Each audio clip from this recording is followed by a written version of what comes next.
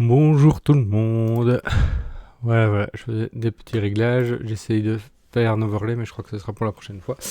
Alors, bonjour à ceux qui regardent en direct et ceux qui regardent après en rediffusion.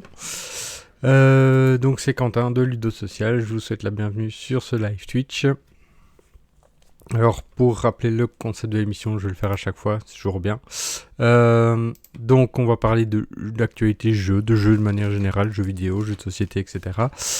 Mais aussi d'actualité sociale et de problématiques sociétales, souvent en deuxième partie de live. Donc, je vais essayer je sais pas, je réfléchissais un peu, je vais faire genre 3 blocs d'une demi-heure. C'est bien parce que les 2 premiers lives, j'avais fait à 15h. Toujours la problématique sociétale. Aujourd'hui, ça va être, on va parler d'alimentation et le point de vue systémique derrière tout ça, parce que mine de rien, il y a beaucoup de choses à dire par rapport à tout ça. Sinon, on va parler jeux et Star Trek. Alors Star Trek, évidemment, c'est pas forcément lié au jeu. Je vous expliquerai un peu ça, vous allez comprendre tout à l'heure. Ne vous inquiétez pas. Donc, si vous êtes fan de Star Trek, peut-être que ça va vous parler. Si vous n'avez jamais vu Star Trek, ça va peut-être temps vous y mettre, hein, mais en même temps, c'est vrai qu'il y a des dizaines de saisons, parce qu'il y a plusieurs séries différentes. Il y a beaucoup de films aussi. Donc, ouais, c'est un gros univers.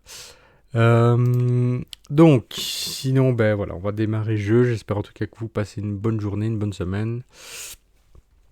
Et que vous avez le temps de jouer quand même un minimum. Alors, dans le jeu, alors voilà, on sent déjà que c'est Noël, et ici en Belgique notamment Saint-Nicolas qui approche, donc c'est le moment où on reçoit plein de publicités pour acheter des jeux. Et évidemment, le jeu de société, ouais, il y a pas mal de choix, surtout si même quand on s'y connaît, c'est difficile de s'y retrouver, alors quand on s'y connaît pas, c'est encore pire. Mais comment un peu s'y retrouver dans tout ça. J'avais déjà parlé de MyLudo la dernière fois, hein, parce que quand même permet de parler du marché francophone, donc c'est plus accessible. Après, pourquoi s'intéresser aux jeux de société également sur le plan international? Si vous ne connaissez pas, en général c'est très connu de la communauté ludique, mais si vous démarrez dans le jeu de société, sans doute que vous ne connaissez pas. Du coup, je vais vous présenter, alors je fais les petites... Hop, je vais changer ici. Voilà. Tac. Board Game Geek, plus connu sous le nom, l'abréviation BGG. Ouais, c'est vraiment le côté international du jeu, clairement. Ça, il y a pas mal de... Comment dire, de personnes qui connaissent ça, en tout cas quand elles démarrent dans le jeu de société. Sur le plan international, c'est vraiment voilà, le site de référence. Évidemment, qui dit international dit en anglais. Alors, pour les gens que ça intéresse, Board Game Geek est très connu, mais il y a son équivalent en jeu vidéo.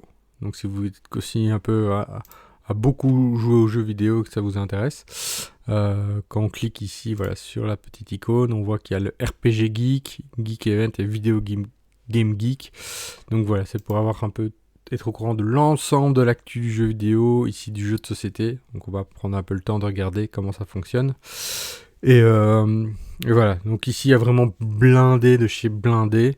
Et alors, donc si vous maîtrisez l'anglais, ça va. Enfin, il faut pas forcément beaucoup maîtriser l'anglais non plus, hein. La seule chose que j'aime pas trop, en fait, moi, c'est et pourquoi j'y vais pas souvent finalement, c'est que c'est riche en informations, mais il y a tellement d'infos que, en fait, je le trouve pas beau. J'ai l'impression que ça a pas beaucoup évolué sur le plan esthétique, et donc c'est pas très user friendly. Donc c'est pour ça que j'y vais pas très souvent, mais c'est quand même intéressant. Par exemple, si on clique sur All Board Games, donc tout jeu de société, il va nous afficher normalement sa petite liste. Voilà, les jeux les mieux cotés. Et alors, avant de commencer le live, j'ai un peu fait le tour. Et il y a une grosse quantité. Bonjour Rubik, bienvenue.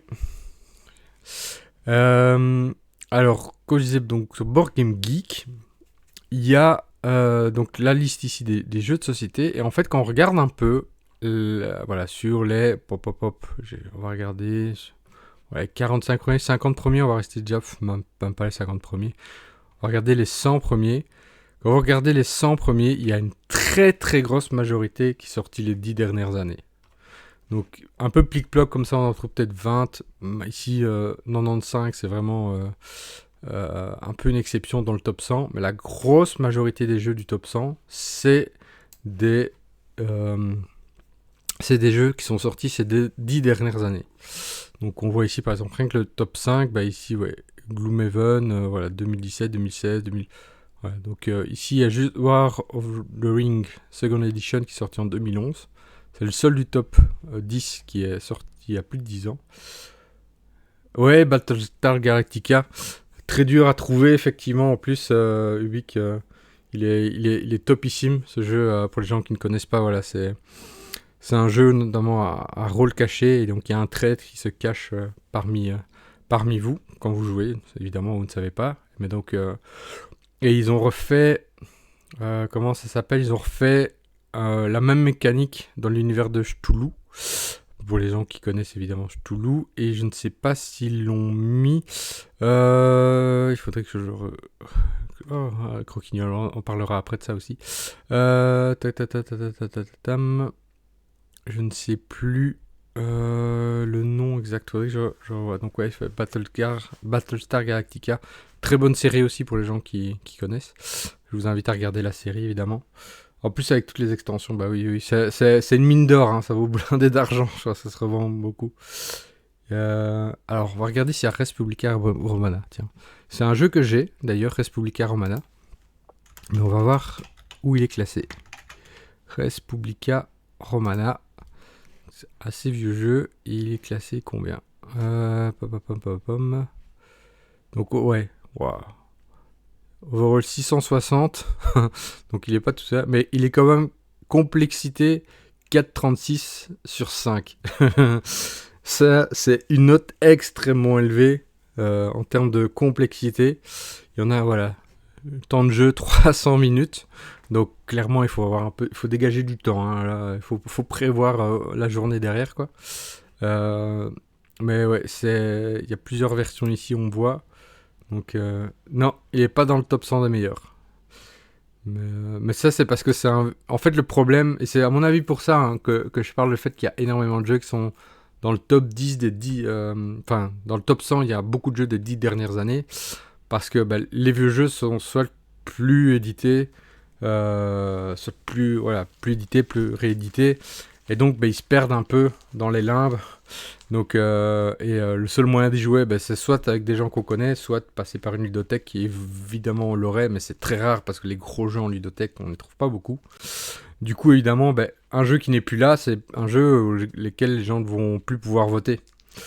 Et donc, c'est ça aussi qui gâche un peu le côté, comment dire, voilà, qui a un top 100 un peu relatif. C'est pour ça qu'il faut faire gaffe. C'est qu'évidemment tous les jeux anciens qui n'existent plus, oui, ils vont pas être extrêmement bien mis en avant et forcément bien repris, quoi. C'est vrai que moi je m'y fie pas trop. C'est pas un site que je consulte beaucoup, BGG. Donc ici il est en anglais parce que voilà, les photos sont... Mais c'est plein de petits matériels et tout. Ici on voit voilà tous les trucs à dépuncher. Il y en a masta. Donc voilà, c'est un jeu. Voilà, quand on aime les gros jeux, on est servi, ça c'est sûr. Donc hop, voilà, on va revenir hop, à board game, hop, voilà, sur le top 100. Et ouais, je voulais juste regarder, hop, je vais vérifier, tiens, sur MyLudo. Alors, se connecter, tac. Alors, hop, les nouveaux amis. Coucou les nouveaux amis sur sur MyLudo. Alors, effectivement, donc dans ma liste, je vais pas mettre par date, mais par titre. Alors, Res Publica Romana, j'ai quelle édition? Je sais même plus. Res. Donc R, hop. Res Publica Romana, voilà. Moi, j'ai l'édition de 1902 92. Donc, ouais, toutes petites étiquettes. Est-ce qu'on voit un peu plus avec des images? Ils mettent pas d'images. Voilà, ici, par exemple, on voit 8.1 sur 14 notes. Je trouve qu'ici, voilà, au moins, il y a peut-être pas... voilà, on peut... Au-delà du classement, il n'y a pas un classement qui est affiché ici comparé à d'autres. C'est pour ça que je préfère beaucoup plus MyLudo. Mais au moins, on voit que c'est un bon jeu parce qu'il est coté voilà, 8.1, quoi. Donc, ici, sur BGG... Il avait mis combien? Il avait mis surtout une note de complexité, mais il avait une note de 7.5.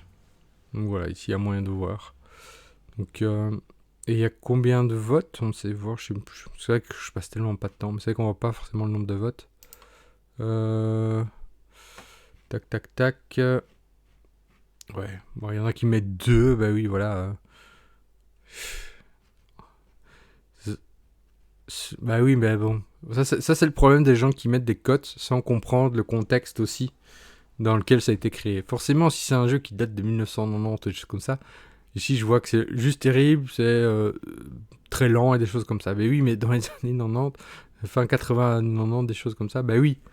Les jeux n'étaient pas encore hyper développés, forcément, on regardait pas trop à se dire tiens, est-ce que ça va marcher, est-ce que ça va se vendre, est-ce que c'est marketing, tout ça, quoi. Il n'y avait pas ce côté-là. Donc forcément, quand tu mets un 2 juste parce que ouais, le jeu, il est pas, voilà, c'est pas un jeu d'ambiance, quoi, bah achète des jeux d'ambiance, je sais pas. Donc ouais, c'est ça qui est aussi un peu dommage, c'est les gens qui votent un peu tout et n'importe comment. Mais voilà, il y a un total de numéro of voting, 4000, plus de 4000 personnes qui ont voté. Ouais. Bah oui, donc peu de votes comparé à donc 4000 personnes ici pour un vieux jeu. Donc 1990. Et on va regarder la liste. Le plus gros, il y a 10 fois plus, puisque c'est voilà. Ici on voit le premier a 41 000 votes. Ensuite voilà, Gloomhaven, il y en a quand même 60 000. Donc ouais, comparé à d'autres, ici le plus petit c'est encore Twilight Imperium. Mais avec Twilight Imperium, moins de votes, pourquoi? Parce que c'est encore un très gros jeu qui met des heures, voilà, il faut prévoir aussi des heures. Donc pour les gens qui adorent les jeux longs et ce qu'on appelle la catégorie expert, bien que la catégorie expert ça veut tout et rien dire.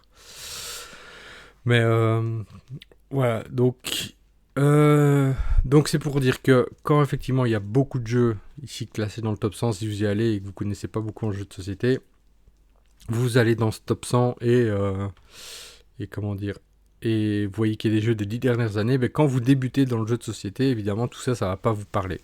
Et c'est surtout aussi pour montrer que le jeu de société évolue énormément, et notamment ces 10-15 dernières années. Voilà, c'est devenu un vrai marché, un vrai business. Avant, c'était quelque chose d'assez moins abouti. On était ici, les gens commencent à tout doucement parler d'âge d'or du jeu de société. Je sais pas si on peut vraiment encore parler d'âge d'or, parce que je vois encore il y a beaucoup de marge de progression possible, notamment en termes de professionnalisation du secteur. Mais en tout cas, c'est clair qu'en termes de popularité, ça ne fait que gagner. Et donc c'est pour ça que c'est intéressant de s'intéresser un peu plus de ce qui se passe. Alors pour faire le tri, c'est très difficile. Quand il y a, rien que sur le marché francophone, il y a plus de 1000 jeux qui sortent chaque année sur le marché. Alors quand les gens en plus s'intéressent au marché international, là c'est plusieurs milliers de jeux qui sortent chaque année, donc c'est hyper dur à suivre. Imaginez-vous que c'est genre 20 jeux par semaine qui sortent. Donc voilà, il faut vraiment être au courant de ce qui sort. Et donc l'idée, et ça j'en ferai peut-être une vidéo aussi à un moment donné, c'est comment choisir finalement tout ça. Je sais pas comment les gens font, comment vous faites, mais c'est clair que quand on commence à être fan de jeux de société et qu'on découvre le jeu de société, vous allez acheter plein de jeux. Parce que on va vous conseiller, vous allez en magasin, en ludothèque ou n'importe quoi, les gens vont dire ah ouais mais il y a ça qui est bien, ça qui est bien, ça qui est bien. Et évidemment, quand vous tombez dans ce piège-là, c'est comme avoir plein de films classiques, quoi. On va vous conseiller plein de jeux, et il y en a encore pas mal de classiques qui continuent à se vendre. Et clairement, voilà, votre portefeuille pendant un petit temps, il va casquer sec pour tous les bons jeux qu'on vous conseille. Et donc, surtout au début, on a du mal à faire le tri. Quand on est vraiment au début de cette découverte, de cette joie de jouer à plein de jeux de société, on a du mal à faire le tri. Moi, on peut pas dire que j'ai fait beaucoup de tri non plus au début. Parce qu'au début, je me suis dit, ok, je vais vraiment acheter les classiques des classiques. Ceux qu'il faut absolument avoir dans sa ludothèque. Parce que voilà, est-ce que ça a révolutionné le genre, je sais pas, mais en tout cas qui vont apporter quelque chose au monde du jeu de société. Donc on a des Catan évidemment, des Carcassonne et compagnie. Ça voilà, ça c'est des jeux un peu qui même après 20-30 ans sont toujours là. Donc c'est quand même plus ou moins un petit signe de succès, en tout cas quand on parle de jeux de société d'édition contemporaine. Donc voilà, moi c'était une des choses que j'ai acheté. Ensuite j'ai acheté beaucoup de jeux, bah, évidemment pour des animations. Comme j'utilise le jeu comme méthodologie de travail, évidemment il me faut des jeux un peu spécifiques à ça. Et donc même si je suis pas le plus gros fan de jeux d'ambiance, parce que je m'ennuie assez vite dans la plupart des jeux d'ambiance, bah, j'en ai quand même beaucoup, parce que finalement c'est ce qui marche avec la majorité de gens, et surtout les gens qui sont pas initiés aux jeux de société. Mais c'était par exemple un Just One de chez Repo Productions, ça marche mais toujours. C'est hyper rare que... sur les dizaines et dizaines d'ateliers que j'ai déjà fait, formation et compagnie, à chaque fois Just One, je crois qu'il sort à chaque fois déjà. Et pourtant je pousse pas les gens, je prends toujours une vingtaine de jeux avec moi en animation, minimum. Je les mets comme ça au centre de la table, les gens choisissent par eux-mêmes, donc voilà, je pousse pas un jeu vers un autre, à moins qu'on me demande spécifiquement, mais en général les gens prennent par eux-mêmes. Déjà il y en a quand même beaucoup qui connaissent, enfin beaucoup, c'est relatif, mais il y a toujours au moins une personne dans le groupe qui au moins connaît Just One. Et quand les gens y jouent, même les gens qui sont pas du tout attirés par le jeu de société, Just One ça passe toujours quoi.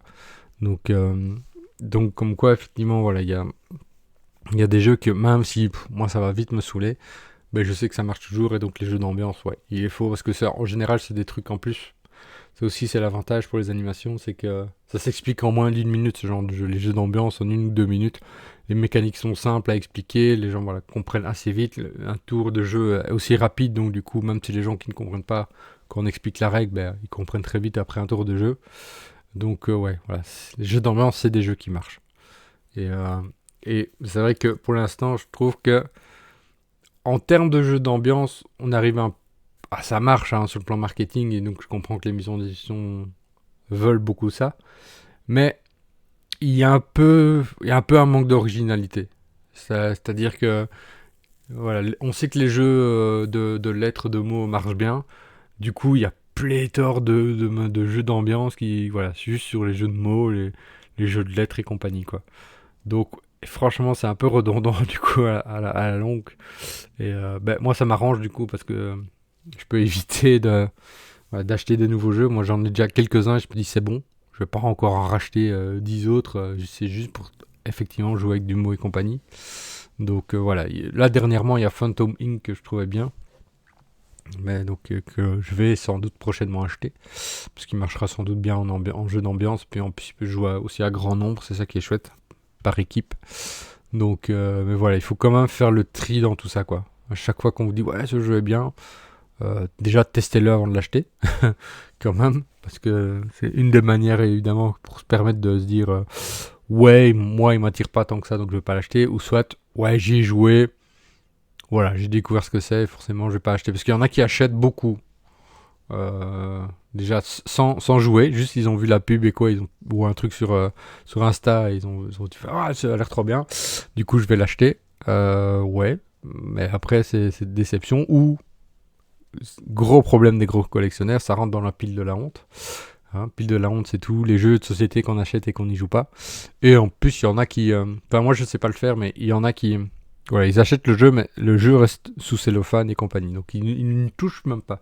Moi, en général, quand j'achète un jeu, j'ai toujours besoin de le déballer, de le ranger. Alors déjà, pour le côté satisfaisant de ranger, je sais pas, il y en a peut-être qui sont comme moi, mais qui ont besoin de ranger le jeu, bien mettre dans les petites cases et tout. C'est quand même satisfaisant de bien ranger un jeu. Et puis c'est simplement aussi voir s'il n'y aura pas de matériel qui manque. Parce que ça, c'est toujours horrible. Et ça peut arriver, c'est rare, mais ça peut arriver qu'il y ait voilà, des petites pièces qui manquent ou quoi que ce soit. Et ben, vaut mieux directement alerter, du coup, ben, soit le magasin au cas où c'est aussi un ensemble de boîtes qui est touché, soit ben, en tout cas la maison d'édition qui vend le jeu. Tiens, il manque une pièce. Et en général, franchement, ils vous renvoient la pièce, quoi. Ils ont un petit stock souvent, et ils vous disent voilà, vous avez acheté tel jeu, il manque un feutre ou je ne sais quoi. Et voilà. Moi, par exemple, bah, justement, avec Just One, comme il sort énormément, les feutres, au bout de trentaine d'utilisations, ils commençaient à plus bien fonctionner, quoi. Donc, j'ai simplement, comme c'est des feutres quand même spéciaux, qu'on trouve pas forcément facilement en magasin, parce que c'est ceux avec les petits effaceurs sur le dessus. Comme c'est à chaque fois des trucs de couleur, mine de rien, voilà, j'ai pas forcément envie de payer pour tout ça. Et donc j'ai simplement écrit à RepoProd Asmodée, et qui m'ont dit ouais, ok, pas de souci, voilà. Et donc ils m'ont renvoyé tous les marqueurs de Just One. Donc maintenant j'ai des marqueurs neufs pour Just One, quoi. Donc il y a toujours moyen, voilà, de contacter. Mais donc vérifier parfois le matériel, ça peut être un peu intéressant, parce que si on le découvre, je sais pas, parce qu'on n'y a pas touché 2 ans après, et que le jeu se vend plus et qu'il y a plus de pièces, voilà. Là, vous êtes mal, quoi. Moi, j'ai récupéré un jeu gratuitement comme ça. Donc, heureusement, j'ai pas payé, mais voilà, il manquait du matériel dedans. Du coup, la maison d'édition RepoProd ne le publie, voilà, n'édite plus ce jeu, donc je sais plus réavoir le matériel. Et donc, il faut que je trouve quelqu'un. Il va falloir que je scanne des cartes, comme c'est des cartes qui manquaient. Que je scanne des cartes et que je crée moi-même les cartes, quoi.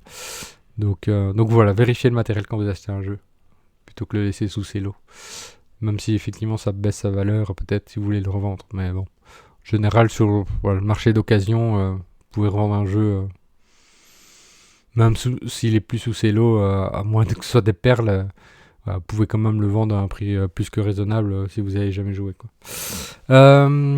Donc, BGG, voilà, je reviens là-dessus. Pour les gens qui ne connaîtraient pas BGG, donc c'est vraiment le centre du jeu de société international pour tout ce qui est recensement des jeux. Donc il y a blindé de maisons d'édition que je connais pas et tout, tous les trucs sur Kickstarter qui existent. Si les jeux en anglais vous posent pas de problème, vous pouvez toujours vous procurer des jeux sur Kickstarter en anglais ou des choses comme ça. Donc quoique de plus en plus maintenant, quand on regarde un peu à droite à gauche, ça se fait. Il y a pas mal de jeux qui sont en plusieurs langues, qu'ils font aussi en français, parce que le marché, notamment en allemand ou en français, parce que le marché francophone et le marché allemand, c'est quand même aussi des gros acheteurs de jeux de société. Et donc voilà, c'est possible effectivement de retrouver des jeux pensent en anglais, mais qui finalement doivent être en plusieurs langues, quoi. Mais parfois la traduction est un peu mauvaise, mais ça c'est un autre sujet. Donc voilà pour un peu le top 100. Alors quand on regarde un peu plus aussi en détail le top 100, si je m'arrête un peu aux 10 premiers par exemple, voilà, on voit clairement il n'y a pas de jeu d'ambiance. C'est clairement du gros jeu. Donc voilà, Pandemic Legacy, saison 1, c'est un peu moins peut-être un gros jeu, c'est plus un jeu avec saison, donc c'est pas juste une partie, quoi. C'est plutôt un jeu, comment on pourrait dire ça, c'est pas un jeu très complexe forcément. Pour Demi, il y a un peu de complexité évidemment, mais le côté saison, c'est que il faut plusieurs parties pour vraiment tout faire, quoi. C'est pas juste une partie, vous avez fait le tour du jeu. Comme Ark Nova, vous avez fait une partie, vous avez fait le tour du jeu. Mais ici, c'est plutôt un jeu effectivement expert. Beaucoup le considèrent un peu comme un peu le descendant de Terraforming Mars, Ark Nova. Parce qu'il y a un peu ce côté complexité, expertise du jeu que les gens aiment beaucoup. Moi, il faut que j'y joue. J'ai pas encore joué à Ark Nova. Il faudrait que je l'achète idéalement, parce que je crois que je vais l'acheter. J'ai pas acheté Terraforming Mars parce que autant c'est pas trop mon type de jeu. 2, la thématique me parlait pas des masses. Mais Ark Nova, je sais pas, ça me parle un peu plus. Gloomhaven par exemple, je l'ai. C'est une boîte qui fait 10 kilos. Non, c'est pas une blague. Et vous voyez déjà le coût, rien que ça, c'est un peu ça les prix.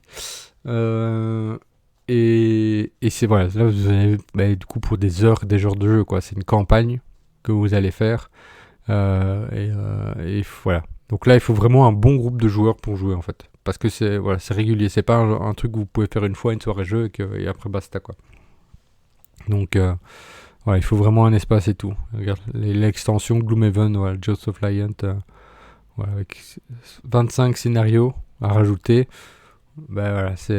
Ça fait encore durer le truc. Dune Imperium par exemple, l'univers de Dune qui est ressorti au cinéma et compagnie. Ben, ils ont évidemment surfé sur cette vague-là. Voilà, popularité cinéma, ils ont ressorti, enfin ils ont pas ressorti, ils ont sorti un jeu qui s'appelle Dune Imperium, donc l'univers de Dune pour ceux qui connaissent, hein. Soit les films, soit les livres, avec voilà, les épices et compagnie. Et Dune Imperium, voilà, est un jeu considéré comme expert et il est vraiment très très bon.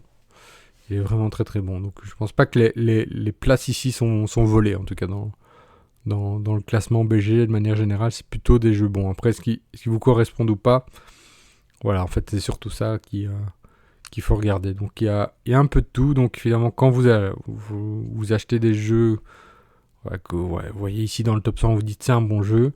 Oui, c'est un bon jeu, c'est sûr. Mais voyez s'il vous correspond. Quand même. N'achetez pas juste parce qu'il est dans le top 100.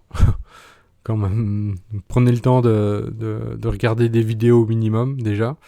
Et puis essayer d'aller, je sais pas, dans un bar à jeux, dans un club de jeux, n'importe où, mais de le louer et de faire une partie chez quelqu'un, voilà, des jeux. Ou Board Game Arena. Évidemment, Board Game Arena, je vais aller faire un tour juste après. Parce que c'est l'autre façon de découvrir des jeux de société pour pas cher, quoi. Soit un abonnement de quelques euros par mois, soit il y a des jeux qui seront accessibles gratuitement. Donc voilà, il y a vraiment que je vois, ouais, je suis en train de regarder ici vraiment voilà, c'est expert. Après c'est toujours relatif, mais en termes de jeux d'ambiance par exemple, je n'en trouve déjà même pas dans le top 20, dans le top 30, donc c'est vraiment voilà. De crew, ouais, il y en a qui l'ont mis un expert, ça a fait tout un débat à un moment donné. Je le trouve pas si expert que ça. Donc, comme je disais, voilà, expert, c'est vraiment un truc un peu fourre-tout comme case. Donc maintenant, ouais, c'est pour ça que l'Asdor, ils ont créé la catégorie initié pour mettre entre les jeux d'ambiance et expert, pour dire c'est un peu complexe mais pas trop. Donc effectivement, il pourrait rentrer dans le un peu complexe et pas trop, et encore. Donc ça, c'est une première forme pour moi. On est, ouais, dans le jeu d'ambiance un peu plus. C'est le seul. Cascadia est un peu dans le jeu d'ambiance. Ouais, le premier, au moins 45. Ce qui est marrant ici, voilà, ça c'est le premier jeu en bois. Croquinole. Donc c'est canadien. Voilà, c'est un jeu que j'ai déjà joué. Donc ce qui date de 1876. Sans doute le plus vieux jeu dans le classement, dans le top 100 du classement. Voilà, ça c'est vraiment un jeu de dextérité et tout. Et ça, faut savoir que voilà, vous voyez les prix, les jeux en bois ça coûte super cher.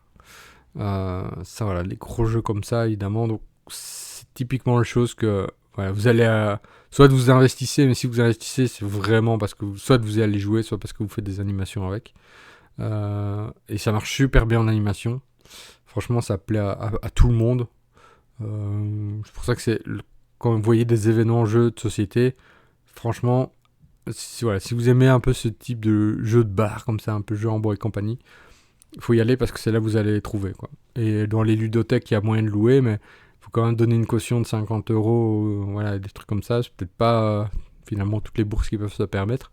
Donc profitez des événements jeux parce que c'est souvent dans ces occasions-là qu'on peut découvrir des jeux à l'ancienne. Donc voilà, ici c'est un petit vieux de la vieille, mais pas si vieux dans l'histoire du jeu de société finalement.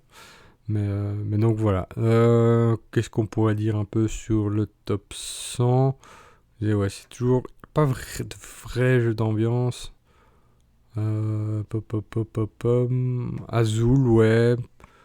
Il est un peu. Est-ce qu'on peut dire que c'est vraiment un jeu d'ambiance? Je ne sais pas. En tout cas, c'est vrai que voilà. Ouais, Seven Wonders qui est quand même 89ème. Il est un peu baissé. C'est un jeu qui s'est hyper bien vendu. Hein. Plus d'1 million d'exemplaires au total. C'est énorme. En termes de jeu de société, c'est énorme. Quand ça dépasse le million. Donc, déjà, quand on arrive, c'est difficile de savoir exactement. C'est pour ça que je dis qu'on n'est pas vraiment à l'âge d'or du jeu de société. Parce que, par exemple, sur le plan marketing, enfin, le plan des ventes et compagnie, c'est pas encore très clair comment définir le succès ou pas d'un jeu. Parce qu'évidemment, il y a une maison d'édition qui va dire on va préparer 10 000 boîtes. Et si effectivement les 10 000 boîtes se vendent en une semaine, ben oui, là on va considérer que c'est un succès. Mais voilà, si au total il se vend que 50 000 boîtes, ben ça va être un succès peut-être relatif selon le contexte. Parce que ça dépend de l'étendue du marché, ça dépend de plein de choses, quoi. Donc, quand on passe le cap par exemple, des 100 000, là, là c'est clair que c'est déjà un très beau succès, clairement. Euh, et quand on dépasse le million, ben là, ça c'est clair que là, c'est un hit, quoi. Donc ouais, il y a encore, voilà, mais il y a pas encore vraiment ces points de repère pour dire c'est un succès, c'est pas un succès. Pour l'instant, il faut connaître sur quel marché il se vend. Par exemple, au cinéma, on voit tout de suite parce que c'est souvent des films internationaux qu'on voit. Et donc on sait dire, bah oui, s'il rapporte autant d'argent, voilà, c'est une des manières de savoir s'il y a eu du succès. Si le film a coûté 200 millions de dollars de production et qu'il a rapporté 1 milliard, on se dit c'est un succès. Ici, un jeu de société, on ne sait pas. On ne sait pas combien ça a coûté. Euh, donc, euh, donc voilà, si toute la production et tout a coûté effectivement 100 000 et que, bah oui, en revendant ouais, 25 000 boîtes, ouais, ils ont réussi à tout couvrir et à se faire je sais pas, le double de profit. Est-ce que c'est un succès? Bah oui, d'un certain point de vue, ça pourrait être un succès. Mais est-ce que 25 000 boîtes, c'est beaucoup? Bah encore une fois, c'est relatif. Et donc c'est vraiment difficile de mettre, voilà, pour l'instant, voilà, comment mettre des critères de succès. Voilà, c'est pas toujours évident. Donc il y a ce besoin de réflexion qui doit encore être mené, voilà, de partage d'informations aussi. Parce que voilà, toute maison d'édition ne partage pas forcément ces infos. Et donc, bon, donc voilà. Je sais pas. Je sais que voilà, c'est pour l'instant on débat ce genre de choses. Mais c'est en fait les maisons d'édition, le monde du jeu de société a tout intérêt finalement à se rapprocher des autres formes comme le cinéma, la BD, le livre et compagnie pour s'inspirer de comment mesurer le succès d'eux. Je comprends que des fois, on n'a pas envie de parler de ces échecs aussi, hein. Ça fait partie un peu du truc, mais il faut apprendre de ces échecs, parce que des jeux de société qui ne se vendent pas aussi bien qu'on espérait, oui, ça arrive. Donc il faut au moins questionner le pourquoi du comment.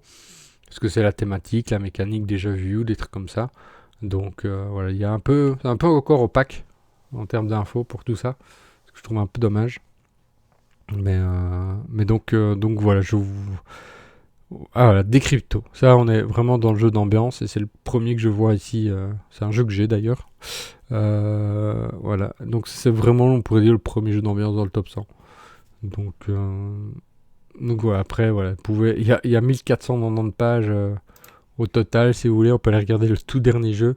Voilà, il n'y a même pas de cotation, tellement que c'est loin. Mais je me demande combien il y a de jeux au total. Je sais pas s'il y a une note quelque part. C'est difficile à dire s'il y a les statistiques. Est-ce qu'il y a des statistiques? Voilà, bon, il y a les jeux classés par catégorie, voilà, mécanique, les artistes, designers, publishers, accessoires et compagnie. Je ne sais pas exactement combien de jeux il y a au total. Mais il y en a certainement des dizaines de milliers, ça c'est sûr. Je sais pas si vous connaissez, mais donc c'est en Allemagne. C'est comment elle s'appelle? Il y a une personne, voilà, qui a une collection de jeux qui dépasse les 20 000. C'est Dagmar de Cassan, si je dis pas de bêtises. Je vais vérifier tout de suite là. Dagmar de Cassan. Voilà. Donc ici c'est voilà, c'est en Autriche, pour être précis, pas forcément en Allemagne. Donc voilà, vous allez peut-être retrouver ici quelques informations, mais cette personne-là, voilà, et là, c'est la personne qui a la plus grosse collection de jeux. Ça s'estime effectivement, voilà, la dernière fois que j'ai entendu, c'était il y a quelques années, et ça dépassait les 20 000. Donc, voilà, c'est énorme, parce que voilà, elle est très liée au monde du jeu de société.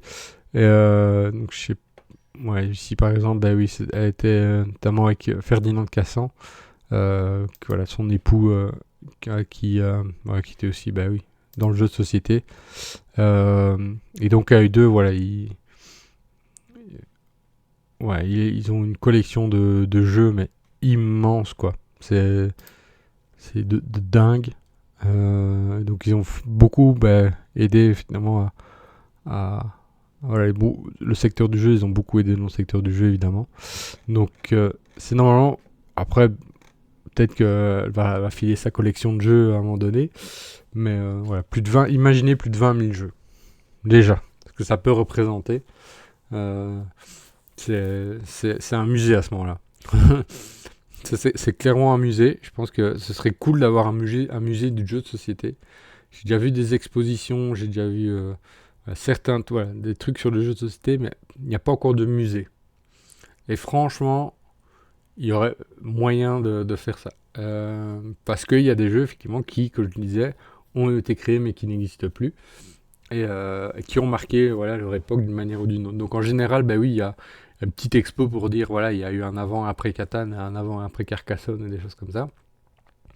Mais il n'y a pas un peu ce côté collection finalement de tous les jeux qui existent en fait, qui sont un peu qui tracent l'histoire du jeu de société. Hein, pour des jeux qui n'ont pas forcément eu beaucoup de succès. Bon après, il faudrait faire quand même un minimum de tri parce que 20 000 jeux, j'imagine pas l'espace que ça doit être. Ça doit être des centaines de mètres carrés. Mais voilà, donc ça doit être un gros truc. Et donc, parce que je vois que mine de rien le temps tourne, et donc je vais vite vous montrer ici, hop, dans les jeux en ligne. Voilà. Normalement, c'est aussi un site qui est connu des gens du monde du jeu de société. Surtout que, hop, voilà, je me connecte vite fait, bien fait. Tac. Alors, magique, super. Alors voilà, je veux bien rester en étant connecté. Donc, Board Game Arena. Pour les gens qui ne connaissent pas, ça a eu blindé de succès en temps que Covid, évidemment, puisque ça permettait de jouer à des jeux de société avec ses amis, en ligne. Et donc, si je vais par exemple ici, je clique sur jouer. Ils vont me demander choisir un mode de jeu. Alors les modes de jeu c'est soit tournoi, parce qu'il existe plein de tournois virtuels, soit simple partie, soit arène pour... Voilà, alors ici on va choisir simple partie. Choisissez une vitesse, alors temps réel ou tour par tour. Temps réel c'est vous jouez comme si vous jouez jeu de société avec les gens en face de vous. Tour par tour, en fait vous jouez votre tour et la personne ne doit pas forcément jouer dans l'immédiat. C'est-à-dire que si elle est peut-être occupée, voilà, elle fait autre chose, dans 1 heure, elle va jouer son tour. Donc c'est pas quelque chose, voilà, où il faut quand même, voilà, pas être pressé, quoi. Voilà, donc tour par tour, c'est vraiment vous jouez, évidemment, quand c'est votre tour, mais pas dans l'immédiat. Ça peut être vraiment 1 heure ou plus tard après. Donc je vais choisir par exemple temps réel et jouer avec soit des amis. Donc vous avez votre liste d'amis, soit voilà, vous demandez à l'ordi de trouver à votre place, etc. Voilà, moi je choisis amis par hasard, voilà, j'ai quelques-uns qui sont en ligne, dont Pat Macmillan qui lui, on a regardé hier soir dans son émission, il était à 9000 parties de jeu, c'est énorme. Moi j'en suis à peine à 200, lui il est à plus de 9000, donc il n'arrête pas de jouer. Et donc vous avez ici, voilà, les jeux préférés, c'est un peu les jeux auxquels j'ai joué et compagnie, les jeux qui conseillent, etc. Alors, pour la petite info ici, vous voyez First Wonder Alpha, parce que j'ai, vous le verrez pas, mais en fait c'était aussi moment Covid, c'était le moment où il fallait faire des playtests de ce que vous connaissez sans doute sous le nom maintenant de Seven Wonders Architect. Mais donc on a fait blinder de playtest en ligne en fait pour découvrir comment ça marchait et que RepoProd puisse avoir plein de statistiques, parce que l'avantage de jouer en ligne c'est que ça fait des statistiques immédiates et voilà que pour que le jeu tourne bien, quoi. Donc voilà, j'étais un peu dans le cercle des privilégiés à ce moment-là. Et alors vous avez une liste de jeux que vous pouvez filtrer par nombre de joueurs, temps de jeu, complexité, thème, mécanique, Et spécifique, qu'est-ce qu'on a dans spécifique? Bien sur mobile, par exemple, voilà, si vous jouez sur mobile ou des choses comme ça. Des protos. Donc, alors, voilà, ils font plein de sélections, mais vous avez vraiment tout plein de jeux. Tout plein. Je ne sais pas s'il y a une liste... voilà, tous les jeux ici. Hop, on va cliquer sur tous les jeux. Mais voilà, 748 résultats. Ça veut dire qu'il y a 748 jeux possibles. Donc c'est déjà, imaginez, avoir ça chez vous, c'est quand même énormissime. Il y en a qui ont ça. Hein. Je connais un ou deux amis qui ont ce genre de collection. Comme je disais, c'est ceux qui achètent tout et qui laissent encore les jeux sous ses lots. Hein. Mais il y a tous ces jeux-là. Alors, il y a des classiques comme on retrouve, comme je disais, Catan, Carcassonne, Wingspan, Azul. Donc il y a vraiment des jeux de société voilà, très connus et qu'on retrouve voilà, comme je dis, même dans le top 100 de Board Game Geek. Voilà, Seven Wonders, compagnie, Les Ruines perdues de Narak, Challengers. Voilà, vous avez des classiques même, genre Yahtzee ou Can't Stop, voilà, si vous les jouez. Donc c'est pas que des jeux... pas connu finalement, c'est pas un garage quoi. Donc vous avez vraiment de tout et en fait donc si vous regardez bien, vous avez parfois ici il va l'agrandir évidemment, mais sur le coin de l'image, quand vous regardez le coin de l'image, il y en a avec une petite étoile et certains sans étoile. Donc ici Catan, il y a une petite étoile, mais ici Château de Bourgogne, il n'y a pas d'étoile. Qu'est-ce que ça veut dire? Ça veut dire que quand il n'y a pas d'étoile, c'est que c'est accessible gratuitement. C'est-à-dire, voilà, il faut juste s'inscrire sur le site, mais il n'y a rien à payer, vous pouvez jouer à ces jeux-là sans souci. Ceux où il y a une petite étoile, c'est ceux où il faut un abonnement. Alors, l'abonnement, comme vous voyez ici, annuellement, c'est 3 € par mois, donc 36 € à l'année, ou voilà, 5 € par mois si vous prenez juste un abonnement mensuel. Donc, c'est rien du tout. C'est vraiment rien. Vous louez un jeu... Voilà, il y a des ludothèques, si je loue 3 jeux, ben ça va déjà me coûter ces 3 € là. Et j'en ai pour 2 semaines. Donc ici, imaginez louer pour 3 € 750 jeux au moins là. Voilà, donc c'est très très vite rentabilisé en fait. Très très vite rentabilisé. 3 €, c'est que ça coûte absolument rien. Bon, moi j'y joue pas beaucoup, du coup je les achète pas. Mais voilà, donc imaginez 748 jeux accessibles pour 3 € par mois. Évidemment, le seul bémol, c'est que c'est joué en ligne, donc si on aime, comme moi, un peu jouer voilà, de manière plus... voilà, si on aime jouer avec le vrai contact des gens, évidemment, voilà, moi c'est ce que je préfère, donc c'est pour ça que j'ai pas investi là-dedans. Mais voilà, vous avez énormément de choix. Et donc, comme je disais, vous pouvez jouer en temps réel avec des gens que vous ne connaissez pas, ou vous pouvez jouer au tour par tour avec des gens que vous connaissez, comme ça, voilà, vous jouez en fait quand vous avez le temps, ou vous participez à des tournois, donc vous êtes super bon à certains jeux, vous avez cet esprit de compétition, vous pouvez très bien y participer, quoi. Donc ici, voilà, si vous voulez faire un tournoi de backgammon, c'est toujours possible. Voilà, comme je vous disais, il y a même du tarot, voilà, il y a quand même pas mal de jeux, ça c'est pas mal développé ces dernières années, c'est clair que ça se voit. Voilà, deux crews qui étaient dans le top 100, ici disponible gratuitement. Il y a Solo qui est une variante de Uno. Takenoko qui est mon jeu préféré qui est disponible aussi. Donc Acropolis, voilà, gros succès récent aussi. Faraway qui vient de sortir, voilà, qui est disponible gratuitement. Voilà, l'autre deux crews ici, voilà, Break the Code. Pardon. Le Rami, c'est voilà. Donc il y a énormément. Le Just One, ils en ont fait une petite... voilà, donc quand vous cliquez, on va prendre l'exemple ici de Just One. Voilà, découvrir, on voit le nombre de personnes qui peuvent jouer, le temps, la complexité, et vous avez les règles qui sont téléchargeables en français et anglais, et vous avez voilà, des petites vidéos règles, les images du jeu en tant que tel, et parfois, alors apprendre, lancer le tutoriel. Voilà, vous avez un petit tuto, hop, de Board Game Arena, apprenons à jouer, démarrer. Voilà, bienvenue, c'est un jeu coopératif. Ici, ils disent que c'est en anglais. Voilà, vous pouvez voir qui est en train de deviner le mot actuel. Donc, on a le petit sigle ici de Mindhawk qui doit deviner. Euh, euh, donc voilà, tous les joueurs non actifs qui ne devinent pas, du coup c'est tous les autres. Alors, donnons notre premier indice. Donc ici en fait voilà, je pense que les gens vont écrire des choses comme voilà, le mot à faire deviner c'est table, donc Mindhawk devra deviner table, et donc nous on va écrire ici un indice, voilà, il semble que nous avions tous les indices valables, hop hop hop, donc ici on peut fermer pour voir un peu, donc voilà, ils ont écrit en anglais, desk, flat, it, legs, donc ils ont donné voilà, différents indices, et la personne a bien trouvé, hop, que c'était table. Du coup, comme c'est coopératif, les gens ont un point et on passe hop au suivant. Donc ici voilà, qu'est-ce qui est pas valable?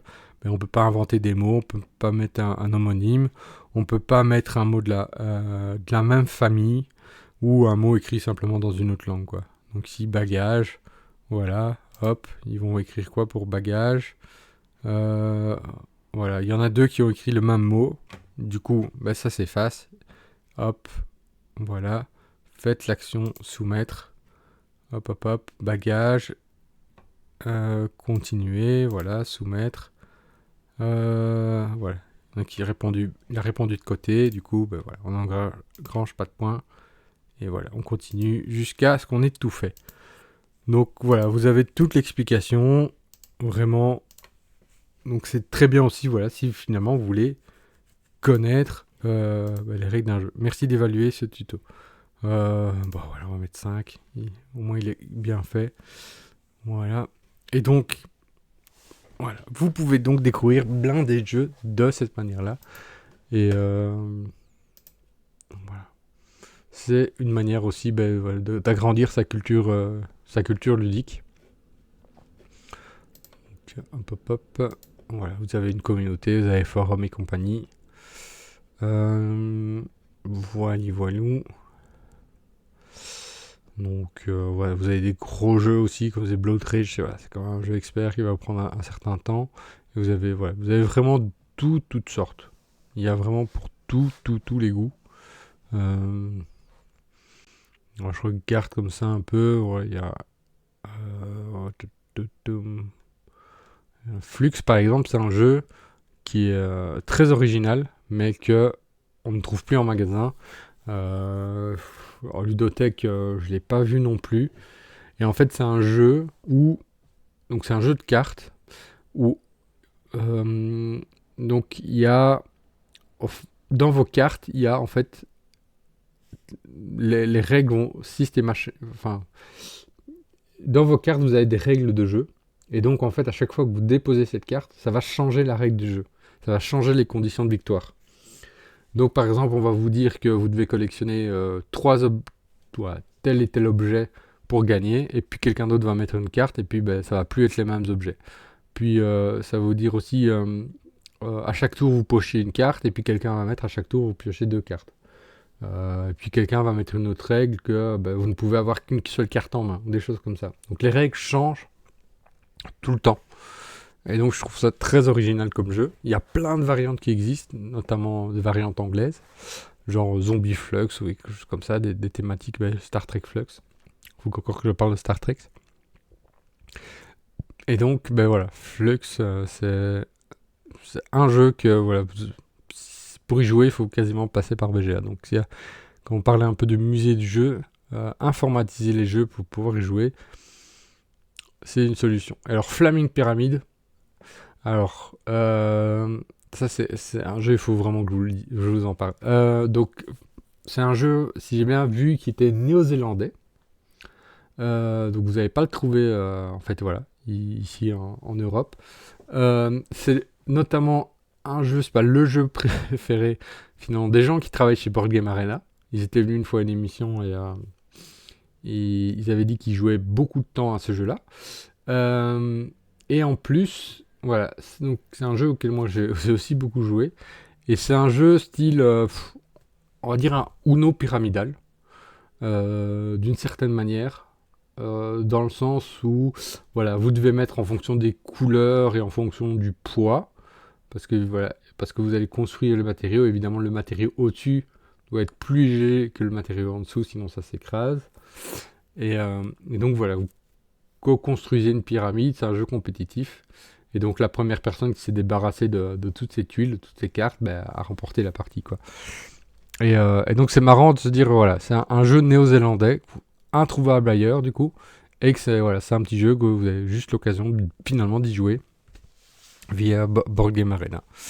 Donc je suis pas payé pour faire la pub de Board Game Arena évidemment, mais je me dis que ça présente des avantages. 1, le coût est très faible. 2, ça vous permet d'évoluer votre culture ludique.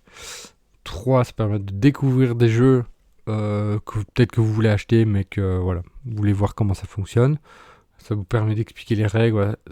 Seul inconvénient, évidemment, c'est que c'est pas face à face, quoi. Quand vous voulez jouer, et il y a quand même pas à dire, jouer avec les gens en direct, c'est quand même plus sympa que de jouer en ligne. Mais ça dépend évidemment des gens. Moi, je parle ça de manière générale, mais voilà, ça dépend des gens. Et donc, même un petit bataille navale, si vous voulez, vous pouvez. Donc voilà. Si vous ne connaissez pas Board Game Arena, franchement, prenez le temps de le découvrir. Et peut-être que ça vous fera votre petit bonheur. Donc voilà pour Board Game Arena. On a parlé Board Game Arena. Et alors Star Trek. Star Trek, pourquoi j'ai voulu parler de Star Trek Star Trek, je vais un peu regarder tout ce qui existe par rapport à ça. Quand vous regardez Star Trek, l'univers de Star Trek. L'univers de Star Trek, c'est... Alors, est-ce qu'ils ont une liste? Ça irait tellement plus vite si vous avez une liste. Séries télévisées. Il y a eu une... Alors, tentative avortée, donc on va pas la compter. 2, 3, 4, 5, 6, 7, 8. Imaginez 8 séries de Star Trek, donc c'est quand même assez énorme. Je compte même pas ici la série animée, les petits dessins animés. Plus vous avez donc 1, 2, 3, 4, 6, 7, 8, 9, 10, 11, 12, 13 films. Ça représente donc tout l'univers Star Trek. Après, ici, ils mettent pas le nombre de saisons, mais c'est des épisodes, effectivement, 79 épisodes de 50 minutes. La nouvelle génération, c'est 178 épisodes de 45 minutes. Deep Space Nine, c'est de mon style, c'est 176 épisodes de 45 minutes. Voyager, 172 de 45 minutes. Enterprise, c'est 98 épisodes de 42 minutes. Picard, ils en ont fait 3 saisons, si je ne dis pas de bêtises, mais avec moins d'épisodes. Ici, Discovery, ils ont aussi quelques saisons. Et Strange New World, ils en ont fait 2. Donc ça représente plus de 30 facilement. Peut-être même 35 saisons, imaginez. D'environ... à Picard, c'est pas vraiment ça. Strange New World non plus, Discovery non plus. Mais en tout cas, ici, je crois que jusqu'à Enterprise, ça a représenté environ 28 saisons, si je dis pas de bêtises. Donc on doit être pas loin des 35 saisons. Alors toutes n'est pas composées forcément de 20, 25, 24, 25 épisodes, tout ça. Donc Strange New World par exemple n'a que 10 épisodes par saison. Mais donc c'est un très très gros univers. Il y en a qui le comparent beaucoup à Star Wars parce que c'est dans l'espace, il se passe des trucs, mais en fait ça n'a rien à voir avec Star Wars. Je trouve que la comparaison, juste, ça se passe dans l'espace. Voilà, c'est juste le point commun entre les deux. Mais sinon, c'est 2 univers, mais totalement différents. Ici, la ligne temporelle, donc vous êtes obligé d'avoir ça des fois pour un peu suivre, parce que, évidemment, des fois, c'est en lien. Et alors, pourquoi Star Trek ? Pour les fans de Star Trek, pour les gens qui ont vu Star Trek, je trouve que c'est... Et j'ai tout vu. C'est très intéressant. Hop, je vais un peu fermer ici les trucs. Tac, tac. C'est intéressant parce que ça permet de questionner plein de choses. C'est-à-dire, comme il y a énormément d'épisodes sur tout et n'importe quoi, en fait, ça permet d'aborder plein de thématiques finalement, mais avoir comme si on avait un regard externe dessus. C'est-à-dire que quand on voit la série en telle quelle, on a l'impression que par exemple le racisme n'existe pas. Quand on regarde la série, c'est tout le monde, voilà, même ceux qui viennent d'une planète différente. Voilà, on sent qu'il y a quelque chose d'égalité entre les membres d'un même équipage. Mais le racisme va apparaître finalement quand ils vont explorer d'autres planètes et que voilà, les gens vont se faire la guerre entre eux sous des prétextes évidemment que ben, voilà, lui il appartient à telle race euh, extraterrestre et donc ben, il faut tous les tuer quoi. Donc et en fait on a ce regard là et donc ça vient questionner un peu de manière assez légère mais en tout cas ça permet d'adopter cette posture de réflexion en prenant voilà, du recul et regarder les choses qui se passent devant nous plutôt que finalement autour de nous. Et il y a plein finalement de sujets comme ça, directs et indirects, qui sont abordés. Notamment, il y a donc ce qu'on appelle la fédération, donc c'est plein de planètes qui adhèrent autour de voilà, le système de la fédération, Starfleet, qu'on appelle. Euh, et, et en fait, toutes les planètes qui ne sont pas affiliées, en général, comme ici, voilà, les missions, c'est notamment des missions d'exploration, voilà, d'engranger de nouveaux contacts. Mais il y a une politique, par exemple, de non-interventionnisme. Et donc ça fait référence notamment à tout ce qui est colonisation, et des choses comme ça.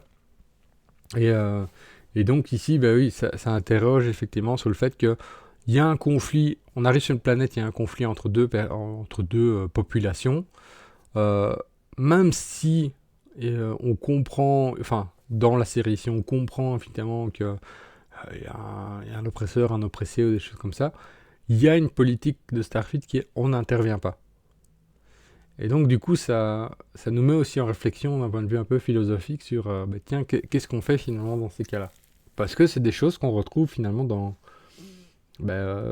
chez nous de manière générale. Il y a des peuples comme ça dans des pays qui sont justement en guerre. Euh, et il y a cette politique de est-ce qu'on intervient ou est-ce qu'on n'intervient pas en fait. Selon les pays, il y en a, souvent les États-Unis, eux, ils vont décider d'intervenir, mais d'autres pays vont décider de ne pas intervenir. Et donc je trouve que on se pose jamais ces questions réellement quand on voit les infos, mais ici, le fait que ça amené de manière indirecte, soit amené voilà, en changeant finalement des rôles, bah du coup ça permet de se questionner un peu voilà, sur toute cette complexité là en fait. Et c'est très intéressant aussi de se dire que bah, c'est pas pour rien que le premier baiser en tout cas une série télé entre une personne blanche et une personne noire, bah ça a été Star Trek. Voilà, c'était une révolution à l'époque. Ici, par exemple, ce qu'on a déjà vu, on parle beaucoup de jeux de rôle grandeur nature, par exemple.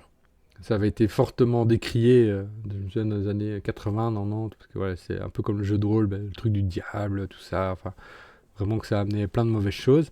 Et en fait, Star Trek, voilà, n'a pas directement aidé à tout ça, mais quand on regarde Star Trek, la deuxième série, donc c'est Star Trek, pop, pop, pop, la nouvelle génération, qui date de 1887 à 94.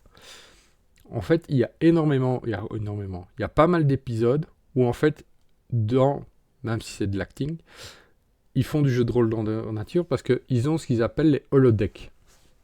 Et les holodecks, en fait, ça représente de manière espèce de réalité augmentée entre ça, le mix entre réalité virtuelle et réalité augmentée, sauf qu'ils n'ont pas de casque, c'est juste que effectivement tout apparaît autour d'eux. Mais il y a un des personnages Data, par exemple, qui adore être Sherlock Holmes.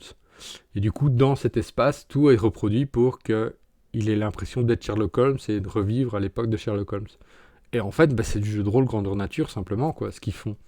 Je sais plus exactement, ça fait longtemps que j'ai regardé, mais il y a des moments comme ça, ouais, où ils jouent les pirates, font ci, font là, enfin, ils peuvent, plein de choses, quoi. Ils sont, voilà, dans ce côté un peu jeu de rôle, en recréant une pièce de manière virtuelle. Et donc, c'est fou de se dire ça, en fait, que le jeu de rôle grandeur nature est une des manières de se divertir dans un vaisseau spatial. Et personne ne se pose vraiment la question de ça, en fait. Mais de se dire que oui, ben oui, c'est ce qu'ils font. C'est une manière de se divertir. Et il y a un jeu de société, alors ils ont réinventé le jeu d'échecs. Je pense que il a, c'est un- le jeu a été du coup créé suite à cette série. Mais en fait, ils ont repenser le jeu d'échecs, non plus en, en deux dimensions, mais en 3 dimensions. C'est-à-dire qu'il y a 3 plateaux. Je vais voir si on va le trouver. Échec Star Trek. Voilà, c'est ça. Hop, échec Star Trek. C'est ce plateau-là. Hop, je vais mettre... ouais, il est un peu... je vais regarder les dimensions, mais ouvrir l'image d'un nouvel onglet. Tac, tac, tac. Voilà. Ça, c'est le truc Star Trek. C'est les échecs dans Star Trek. Donc, ils ont plusieurs plateaux de jeu. Et donc, il faut penser en 3 dimensions. Mais donc, je connais pas précisément les règles. Mais voilà, c'est un jeu jouable. Et donc, ça, c'est un jeu de société imaginé par l'univers Star Trek qui est maintenant disponible. Je crois qu'il y a moyen de l'acheter, quoi. Voilà, donc là, il faut penser en 3 dimensions. Et donc, comme on le voit ici, ça date des années 60, quoi. Donc, c'est ça qui est assez dingue. Donc, pour revenir à Star Trek, comme je disais, il y a ce côté, quand on parle de jeu, ce côté de jeu de rôle qui est fort présent, notamment avec Star Trek La Nouvelle Génération, donc la 2e série. Il y a des épisodes sur tout et n'importe quoi. Des fois, c'est pas toujours très sérieux, mais c'est juste ça qui est marrant. Donc ça aborde plein de thématiques sociétales finalement qui apportent une façon de regarder le monde un peu différente. Parce qu'ici, quand on regarde la série, c'est comme si les personnes étaient finalement spectatrices des choses, comme nous on peut l'être quand on regarde les informations. Et donc il y a la question de qu'est-ce qu'on fait, comment on analyse les choses, et donc il y a tous ces micros aspects de réflexion qui sont présents. Et moi je trouve que c'est du coup très intéressant de regarder certains épisodes de la série. Je vais pas tous les noter, ça c'est sûr, parce que c'est très long. mais en tout cas voilà, c'est ce côté-là où on adopte une autre position, et du coup ça permet de regarder les choses finalement pas forcément différemment, mais en tout cas de se questionner différemment, de se dire tiens, c'est vrai que j'avais pas pensé à ça et tout. Et donc on voit en fait toute cette part de réflexion pendant l'épisode, comment eux finalement ils arrivent à résoudre ce dilemme moral qui est très souvent présent finalement quand on explore des différentes planètes, différentes cultures finalement, des choses comme ça. Qu'est-ce qu'on fait contre des gens qui nous veulent absolument la guerre, qu'est-ce qu'on fait contre ci et contre là, comment on essaye d'être diplomate. Donc il y a vraiment toutes ces questions-là en fait qui arrivent. Et donc il y a plein de choses en fait, je pense, à analyser via Star Trek. Comme je dis, les relations dans un vaisseau, c'est que je disais, on a l'impression qu'il n'y a pas de racisme, il n'y a pas de sexisme, il y a tout ça a un peu disparu. Même si les plus fins observateurs et observatrices remarqueront qu'il y a quand même des fois des soucis. Mais voilà, il faut vraiment avoir cette connaissance pour se dire, ok, il y a peut-être encore des éléments de racisme ou de sexisme, mais de manière générale, en fait, c'est beaucoup moins transparent que, par exemple, à l'époque où on vit. Alors qu'effectivement, c'est dans quelques centaines d'années, si on se remet dans le contexte de Star Trek. Il y a même, par exemple, c'est très rare aussi on sait pas, je sais plus non plus un peu la vision du monde, mais il y a plus, on a l'impression qu'il n'y a plus vraiment de pays non plus. Je crois qu'il y en a encore, hein, mais ils présentent plus vraiment les choses comme étant c'est la planète Terre, quoi. Et donc, il n'y a plus vraiment de pays, on a l'impression qu'il n'y a plus vraiment cet esprit avec des frontières et compagnie. Starfleet, c'est vraiment ça, c'est que il y a des gens qui viennent de la planète entière, donc c'est tout le monde, un service qui est finalement international, un pur service international, quoi. Donc ça, du coup, ça interroge, je trouve, plein de trucs. Et donc, est-ce que je vous dirais de vous lancer dans Star Trek ? Si vous avez le temps, oui. Après, en fait, chacun amène... c'est difficile de vous dire quoi choisir, quoi. Évidemment, le premier encore... il a amené, apparemment... Le premier a amené beaucoup de gens, par exemple, vers la science, vers la conquête de l'espace et compagnie. plus ici 66, 69, imaginez, c'est vraiment au moment où on était en pleine conquête de l'espace et voilà, faire aller sur la Lune, c'était voilà, au moment en 69 quoi. Donc c'est ce genre de trucs effectivement qui ont inspiré un peu aussi. De toute façon, les tablettes, il y avait des tablettes à l'époque dans Star Trek, et maintenant nous on les a aussi. Donc il y a aussi voilà, l'aspect technologique qui a un peu inspiré.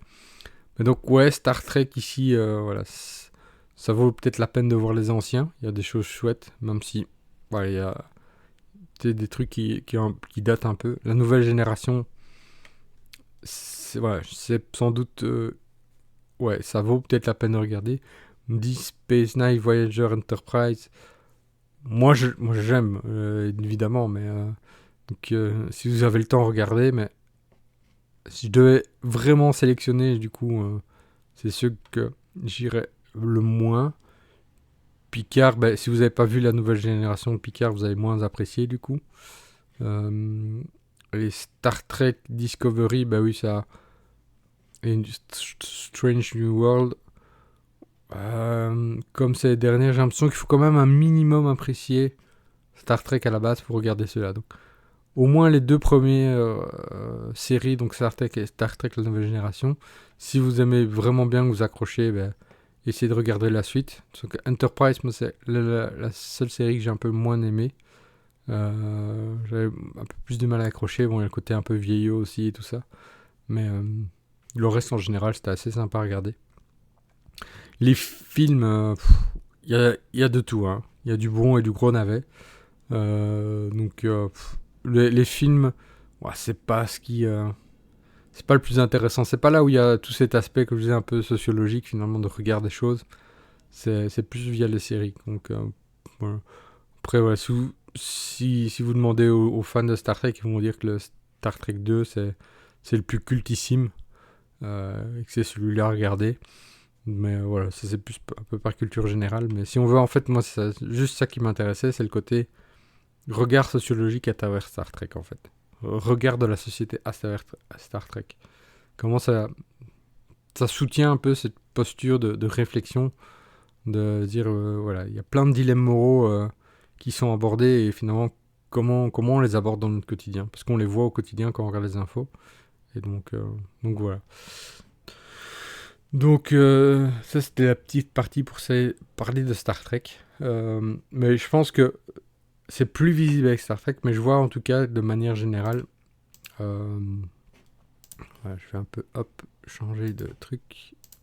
De manière générale, il y a moyen, on arrive à ces autres réflexions aussi avec des films ou des séries de manière générale. Que c'est pas que dans Star Trek évidemment. Donc voilà, peut-être que vous, il y a des films ou quoi qui vous ont inspiré et que vous vous dites ah ouais, grâce à ce film, bah, ça a apporté une forme de regard différent et des choses comme ça. Donc voilà, c'était vraiment pour dire que, pour résumer mon propos, c'est que via la science-fiction, et notamment ici Star Trek, ça peut nous permettre d'aborder des situations complexes de société, en fait.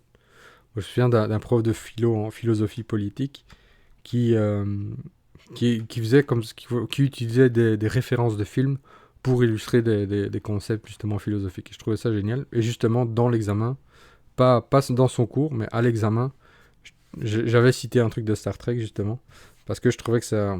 Enfin voilà, pour faire un peu un clin d'œil au fait qu'ils aient beaucoup de références de films et compagnie. Et donc j'avais mis Star Trek à un moment donné, j'avais cité une phrase pour illustrer aussi un concept philosophique, quoi. Et je crois que j'avais eu la meilleure note en plus, comme quoi ça m'a aidé. Mais voilà, le fait de simplement utiliser des films, des références culturelles pour illustrer des propos philosophiques, je trouve ça intéressant, pertinent, et ça permet vraiment de vulgariser en fait un peu des choses que finalement la philosophie pour moi ne vient jamais avec des réponses, mais plus avec encore plus de questions. Voilà, donc comme on voit on voit beaucoup de philosophes à la télé, mais c'est souvent pour dire un peu tout et n'importe quoi. Voilà, mais donc ça c'est un autre débat. Mais donc voilà, cette idée d'utiliser la science-fiction pour se questionner autrement, pour voir les choses autrement, moi, c'est quelque chose que j'aimerais trouver le moyen d'exploiter plus, en tout cas. Mais voilà, je pense qu'il faut utiliser enfin, tout ce qui est autour de nous pour pouvoir aborder des situations complexes. Moi, je le fais de base avec le jeu, mais voilà, il y a de l'inspiration aussi dans la science-fiction, et donc n'hésitez pas à piocher en fait dans tout ça. Donc, alors, il y a 15h10, donc je vais parler. Le sujet du jour, c'est alimentation. Alors, pour parler le lien entre Star Trek et alimentation, encore une fois, je me souviens plus, mais c'est vrai que l'alimentation dans Star Trek, si je me souviens bien, on n'est plus dans quelque chose d'agricole là. Là, on est dans la nourriture de synthèse. C'est genre, voilà, vous avez le truc qui purement chimique et voilà, qui va à base de molécules ou je ne sais pas quoi reconstituer le plat. Mais voilà, c'est pas. Voilà, c'est genre une impression 3D finalement de nourriture, quoi. Sauf que voilà, c'est un truc limite de physique quantique qui a été masterisé. Mais voilà, on est plus dans ça. Mais donc, pourquoi parler d'alimentation? Bon, c'est quelque chose évidemment qui nous touche, tous et tous, puisqu'on mange évidemment. Alors, je vais pas forcément vous orienter vers des sites. Ouais, juste une image pour dire une image, petite pyramide alimentaire, ça passe toujours bien aussi. Hop hop hop. Alors, ouvrez l'image dans un nouvel onglet. Tam. Voilà. Donc comme ça, c'est pour un peu illustrer le propos de tout ça. Donc, alimentation. Pourquoi parler d'alimentation? C'est quelque chose, donc, comme je disais, on fait tous les jours. Mais en termes de vision systémique, c'est une thématique extrêmement complexe. Extrêmement. Pourquoi? Parce que ça touche en fait à plein de choses. Premièrement, c'est les méthodes de production. Il y a tout ce qui relève des pesticides et les trucs bio. Donc il y a déjà des questions qui se posent à travers ça. Ensuite, il y a la bonne rémunération des producteurs, des personnes qui produisent, le monde de l'agriculture. Donc voilà, les modes de production et le mode de rémunération de ces gens-là, parce que derrière, c'est des grosses chaînes en général qui vont essayer de négocier des prix. Voilà, et donc il y a un souci déjà aussi à ce niveau-là pour bien rémunérer du coup, les personnes qui produisent. Donc ensuite, il y a la question de l'acheminement, c'est-à-dire quand on va acheter voilà, des trucs dans d'autres pays, alors que nous-mêmes, dans le pays même, on produit, le coût environnemental est évidemment plus grand. Voilà, est-ce qu'on doit aller en Argentine pour aller chercher du bœuf, sachant qu'on en produit aussi ici? La question se pose. Donc là, voilà, on est déjà à 3 thématiques alors que le truc n'est pas encore dans notre assiette, quoi. Ensuite, il y a évidemment les prix qui sont proposés. Alors, est-ce que le prix est juste? C'est vraiment parfois difficile à dire. Voilà, les mini supermarchés comme ça, où ils font plus, voilà, comme ils sont ouverts plus longtemps, voilà, ils font un peu grossir les prix. Il y a voilà maintenant les bio, toute la question du bio évidemment que d'une part on comprend que ce soit plus cher, mais il y en a qui ont développé ça vraiment comme un business. Et du coup ils proposent vraiment des prix exagérés, quoi. Je vais pas citer de marque de magasin, mais il y en a qui ont décidé de faire du bio du business. Et je trouve ça un peu bizarre. Enfin, je comprends l'idée, voilà, du marché, du capitalisme bio. Mais normalement, si tu prévois du bio, t'es quand même normalement dans une philosophie où il y a, voilà, il y a quelque chose, quoi, derrière, où tu veux quand même que ce soit un minimum abordable, mais pas que ce soit du bobo stéréotype, quoi. Mais il y en a qui sont complètement tombés dans ça, qui proposent du prix totalement démesuré des produits dits bio. Alors que le bio n'est pas si cher que ça normalement. Voilà. Il y a simplement aussi déjà... donc pour l'instant, toujours rien n'est dans l'assiette, hein. Ici, c'est juste, on parle des prix. Par exemple, quelque chose que vous pouvez voir, une différence énorme, c'est le prix des œufs. Des œufs en masse pour des poules élevées au sol, 12 œufs, ça va coûter selon les magasins, entre 1 et 2 euros. Vous prenez des 12 œufs de poule élevés en plein air, vous passez à double de prix, c'est minimum 4 euros en général, quoi. Donc, rien que pour ça, la manière en fait dont les poules sont, par exemple, élevées, ben voilà, ça a une grosse différence sur le prix. Parce qu'il y a blindé de poules en- au sol. Voilà, on sait le traitement inhumain, mais je veux dire, ouais, voilà, c'est, enfin, le traitement horrible des poules, voilà, dans des cages comme c'est au sol, c'est vraiment horrible. Donc c'est pour ça que c'est mieux quand c'est en plein air, mais du coup vous payez le prix derrière. Donc finalement, quand on voit une différence assez énorme de prix, ben, les gens qui n'ont pas forcément les moyens, ils vont d'office se diriger, voilà, ils ne peuvent pas des fois faire autrement, se diriger vers des œufs élevés au sol parce que c'est 2 fois moins cher, quoi. Donc c'est déjà presque voilà, un acte qu'on va faire en achetant en se disant ça. Donc au moins il y a des gens qui achètent en plein air, au moins ça va marcher. Et au moins, du coup, bah oui, ça va se retrouver dans les magasins et donc les prix vont rester élevés. Donc, à ce côté-là, effectivement, où il faudrait arriver à un moment donné où plus personne n'achète du en sol, euh, en fait, pour dire s'il y a pas de gens, en fait, s'il n'y a pas de demande, il n'y aura pas d'offre. Pour parler clairement en termes de marché. Donc, donc voilà, il y a tout ce problème-là qui va se poser. Donc, qu'est-ce que je peux encore dire par rapport à ça? Parce que pour l'instant, je parle même pas encore du fait que c'est pas dans notre assiette. Euh, donc, il y a les prix, effectivement, le bio et compagnie. On va parler donc les agriculteurs, les méthodes d'acheminement, les ci, et là. Euh, Ensuite, euh, voilà, ce qui se passe aussi par rapport à tout ça, c'est qu'il y a quand même une différence entre milieu rural et milieu urbain. Et c'est une différence qu'on note pas toujours, enfin, qui est rarement mise en avant. Quand on a grandi plutôt en milieu rural, on a avantage, ben, c'est là où sont les fermes et tout. Et il y a moyen en général d'acheter ou de prendre directement à la ferme. Euh, et franchement, quand on a goûté ces produits-là, c'est très difficile en termes de qualité gustative de revenir à quelque chose qui n'est pas de cette même qualité-là. Voilà. Quand il y a vraiment ces bons produits euh, régionaux et tout ça, quand vous les goûtez, vous connaissez la qualité vraiment des ingrédients. Et c'est pour ça que les restos les plus, notamment chers, eux cherchent, voilà, c'est toujours ces petits maraîchers, ces petits trucs là, dans la manière voilà, de produire, parce que la qualité en termes gustatifs de ça est juste topissime. Et, ça, c'est aussi une différence notable, qu'on a beaucoup plus de mal à trouver voilà, ici par exemple à Bruxelles, donc milieu urbain, parce qu'il n'y a pas ce contact direct avec la ferme. Donc il y a ouais, des fois un peu des marchés bio, effectivement, où il y a peut-être des gens qui viennent et tout ça, mais encore une fois, c'est pas exactement la même chose, et on ne sait pas toujours là, non plus d'où vient la production finalement. Et, euh, et donc sur le plan gustatif aussi, ça, en milieu urbain, c'est plus difficile de trouver des produits de qualité à un prix raisonnable qu'en milieu rural. Donc ça, voilà, ça cumule aussi à ce niveau-là.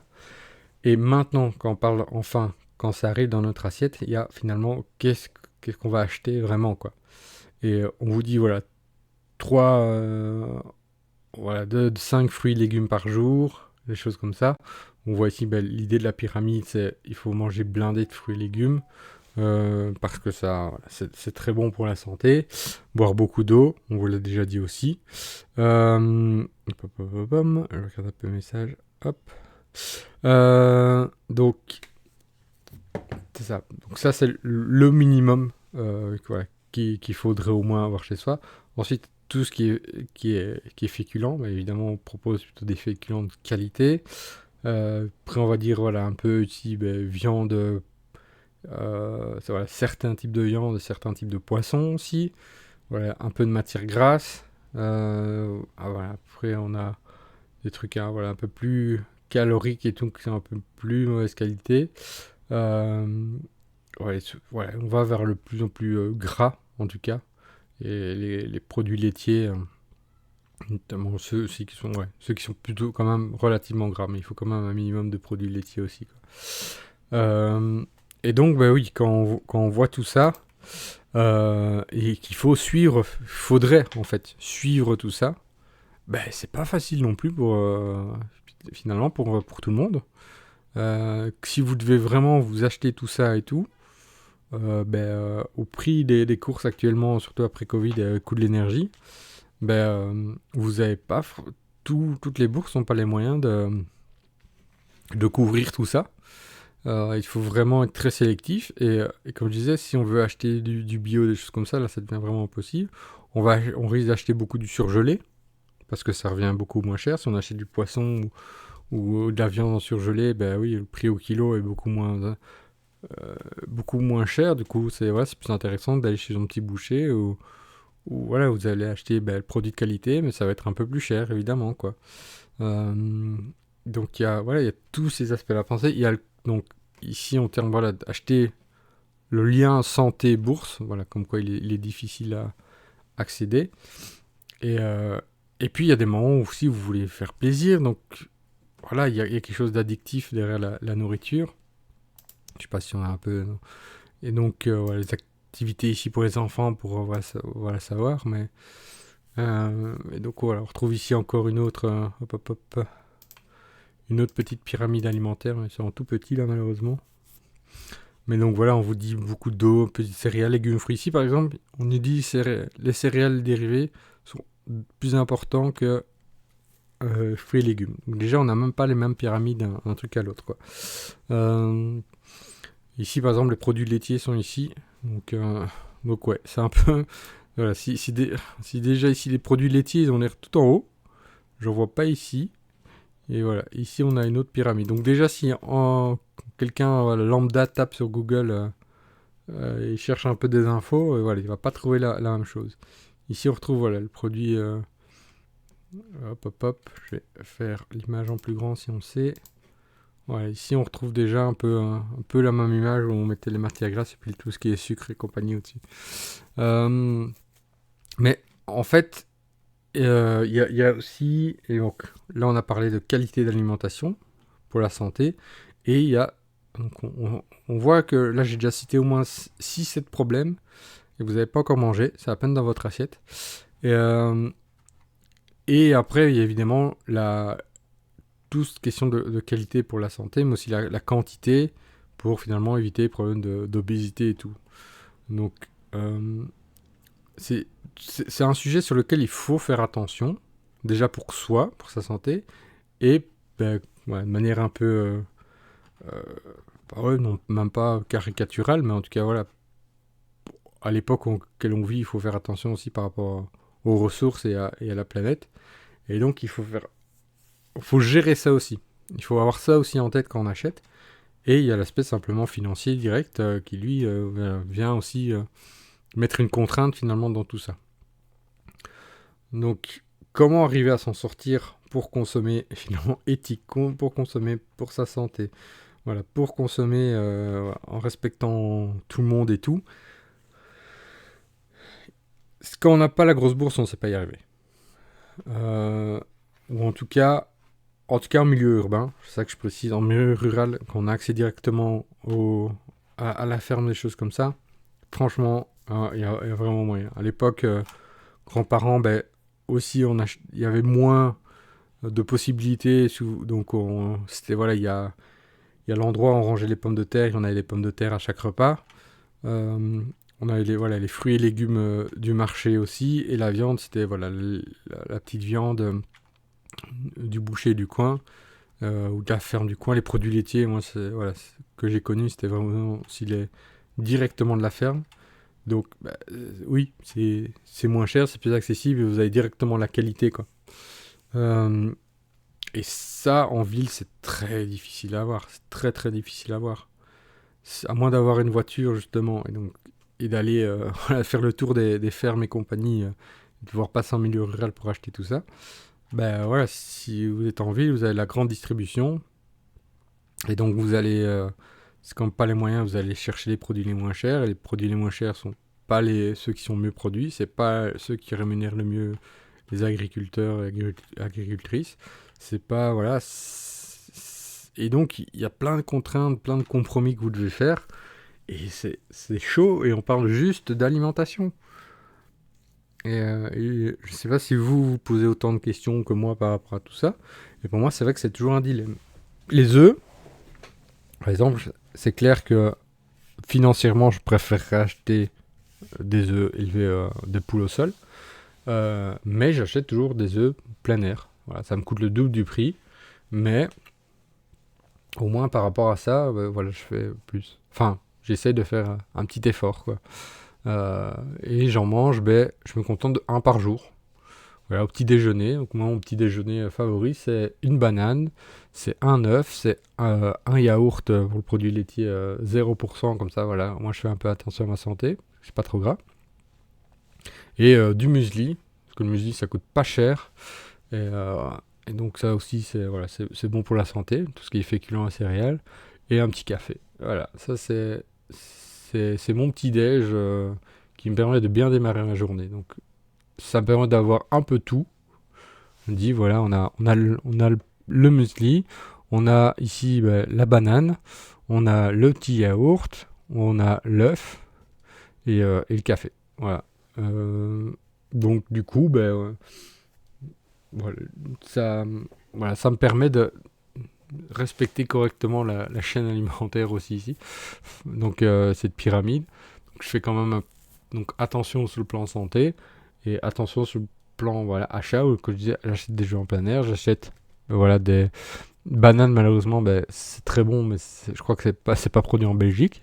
Donc là, par exemple, je suis obligé voilà, de faire ce compromis-là. Je pourrais manger une pomme ou autre qui sont produits en Belgique, mais les pommes, par exemple, ça, je mange plus pour un 4 heures ou quelque chose comme ça. Quand j'ai un peu faim, voilà, je mange une pomme. C'est un bon coupe-faim. Et voilà. Euh, les légumes, bah oui, il faut un peu des fois surveiller la provenance parce que c'est pas toujours écrit à droite à gauche.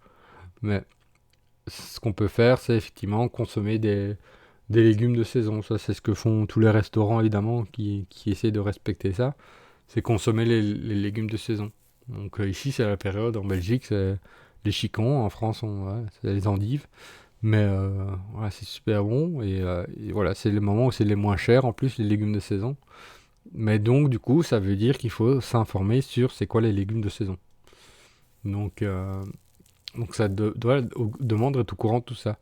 Et donc, c'est pas quelque chose qu'on apprend à l'école, j'ai l'impression. Euh, voilà, c'est quelque chose que, normalement, être transmis de manière un peu, voilà, culture comme ça, pseudo-orale et d'observation, de mimétisme, quand on regarde finalement sa famille cuisiner, quoi. Donc, parce qu'évidemment, derrière ce problème-là, il y a aussi le problème de cuisiner. Parce que vous pouvez acheter effectivement tout ça.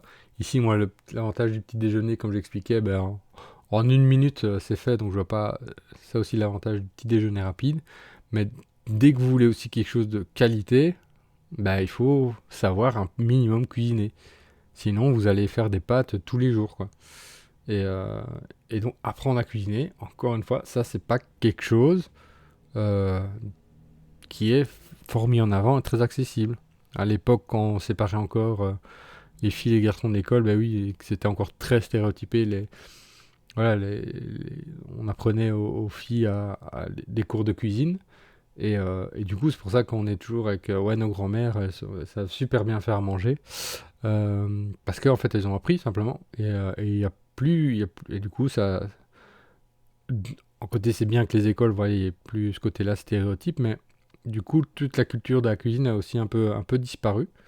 Et donc, ça relève vraiment d'initiatives individuelles à droite à gauche.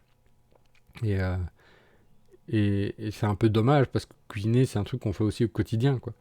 Donc, il faudrait voilà, que tout le monde ait au moins des petites bases en cuisine pour au moins voilà, se cuisiner des petites choses sans les rater, quoi.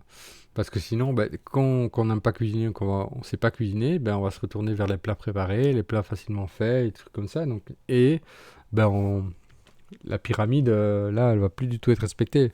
Voilà, si on fait des pâtes, ça va être que du féculent. Et on va peut-être taper 2-3 trucs dedans, mais en général, ça va être du fromage.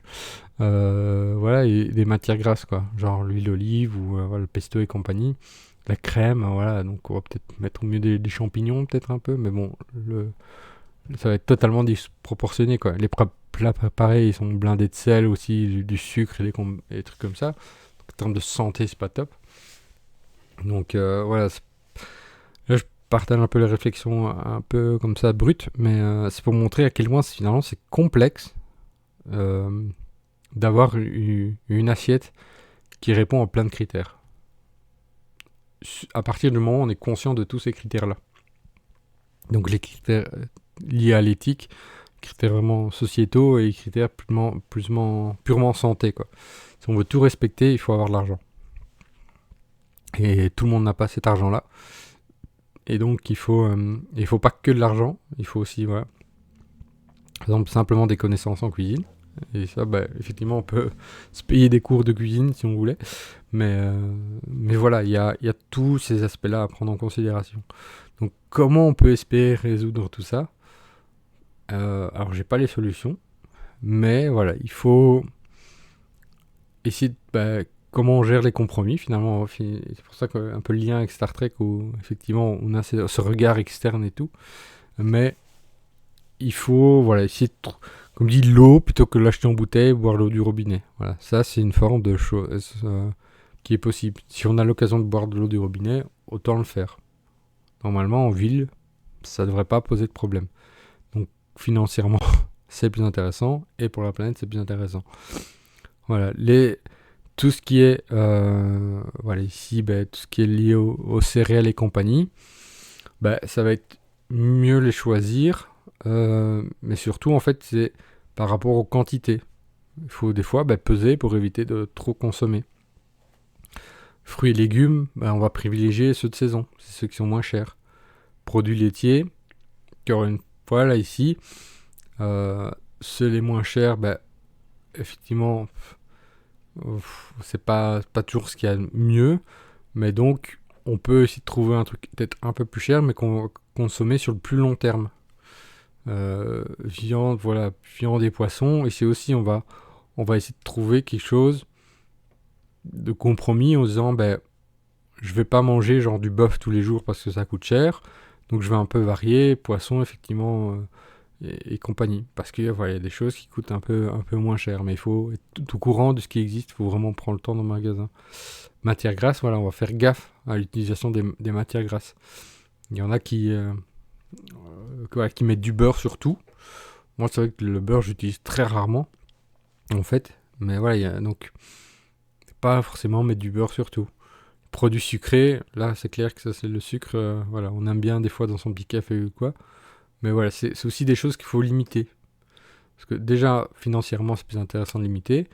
Votre impact aussi, c'est intéressant parce que quelqu'un qui achète une fois par semaine ou une fois toutes les 2 semaines, en termes d'offres et de demande, ça va jouer. Donc si vous achetez des trucs qui sont pas top sur le plan éthique, si vous les consommez sur le plus long terme, ça va créer une demande moins forte et donc ça va jouer sur l'offre. Voilà, parce qu'à à côté de ça, justement, ceux qui ont les moyens achètent ce qui est le plus cher, la demande finalement pour ce qui est plus cher risque d'augmenter si la demande pour ce qui est moins cher diminue. Et donc ça veut dire que l'offre va augmenter, et quand l'offre augmente, en général les prix descendent. Donc il faut avoir ce côté un peu économique derrière la tête aussi quand on achète, mais c'est pas toujours le cas. Il y en a qui abusent évidemment. Là on a vu quand après Covid les prix de l'électricité et compagnie ont augmenté. Tout ce qui est en commerce a augmenté de 25 à 50%. Et ça, c'est pas redescendu. C'est pas redescendu après même si l'électricité elle a baissé, tout ça c'est pas redescendu quoi. Donc maintenant on paye vraiment plein pot tout ça. Et donc surveiller chez qui on achète.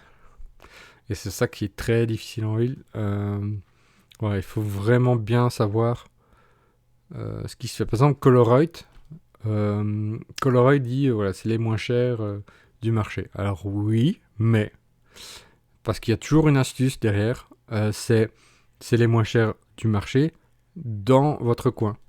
C'est-à-dire que si moi, par exemple, voilà, je vais au Coloroid de Forêt, je vais regarder les prix, je vais tiquer sur certaines choses. Et si je vais demander à la personne, elle va dire oui, mais c'est les magasins autour même du Coloroid qui sont regardés. C'est donc voilà, le Coloroid de Bruxelles sera toujours plus cher qu'un Coloroid qui sera en région wallonne. En tout cas, voilà, si on regarde effectivement dans le Hainaut ou je ne sais quoi, en région de Liégeois ou Namur, j'en sais rien, on va là-bas, le Coloroid là-bas va être moins cher que le Coloroid ici genre à Forêt. Parce que c'est en fonction des magasins de la région. Et même au sein de Bruxelles, le Coloroid qui serait ici à Forêt va être sans doute plus cher ou moins cher qu'un autre Coloroid qui est aussi dans la région bruxelloise. Je sais pas, il y en a un Scarbeck, je crois. Peut-être que celui de Scarbeck est peut-être moins cher que celui de Forêt parce que les magasins tout autour sont de manière générale moins chers. Donc voilà, si on cherche vraiment le moins cher à Bruxelles même, en fait il faut être capable déjà aussi de se déplacer. Donc il faudrait parfois une voiture ou des choses comme ça. Maintenant il y a l'idée de... Donc c'est aussi un coût finalement de se déplacer. Ou alors il y a moyen maintenant de plus en plus de acheter en ligne, de faire livrer. Alors c'est très intéressant, c'est quand personnes qui ne savent pas se déplacer, c'est quand même intéressant d'avoir cette option-là. Mais évidemment, vous payez le petit service de préparation et tout, donc ça coûte quand même 10 € en plus. Donc il faut aussi, mine de rien, voilà, pour 10 €, ça compte pour le budget de certaines personnes. Donc voilà, il y a tous ces petits aspects-là à prendre en compte. Et là, on parle juste de manger. Et ça donne le tournis, je trouve, quand on énumère, il y a moins, pas loin de 10, et encore, je suis pas un maître du truc, mais il y a au moins presque 10 problèmes, rien que dans notre choix de consommation. Enfin, 10 problèmes, 10 problématiques auxquelles il faut faire attention quand on consomme de la nourriture. Point de vue éthique, économique, social, santé, tout ça. On doit faire attention à tellement de choses que, franchement, moi je comprends des gens qui abandonnent cette réflexion-là. On n'a pas envie de commencer à faire autant de réflexions pour juste ce qu'on a dans l'assiette, quoi. Alors il y a des gens qui le font et d'autres qui le font pas. Donc c'est des choses à questionner. Comment rendre accessible toute cette information-là, comment un peu la vulgariser, la rendre effectivement plus digeste, si on peut dire. Et concrètement, quelles actions on peut mettre au quotidien. Et la question qui gère, en fait, c'est comment gérer nos compromis, quoi. Alors c'est bien de dire aux gens, il faut mieux consommer, il faut consommer ci, cela. Mais si derrière il y a le portefeuille qui ne suit pas, s'ils n'ont pas l'information de où consommer et d'autres choses, ça sert à rien. Ça sert absolument à rien.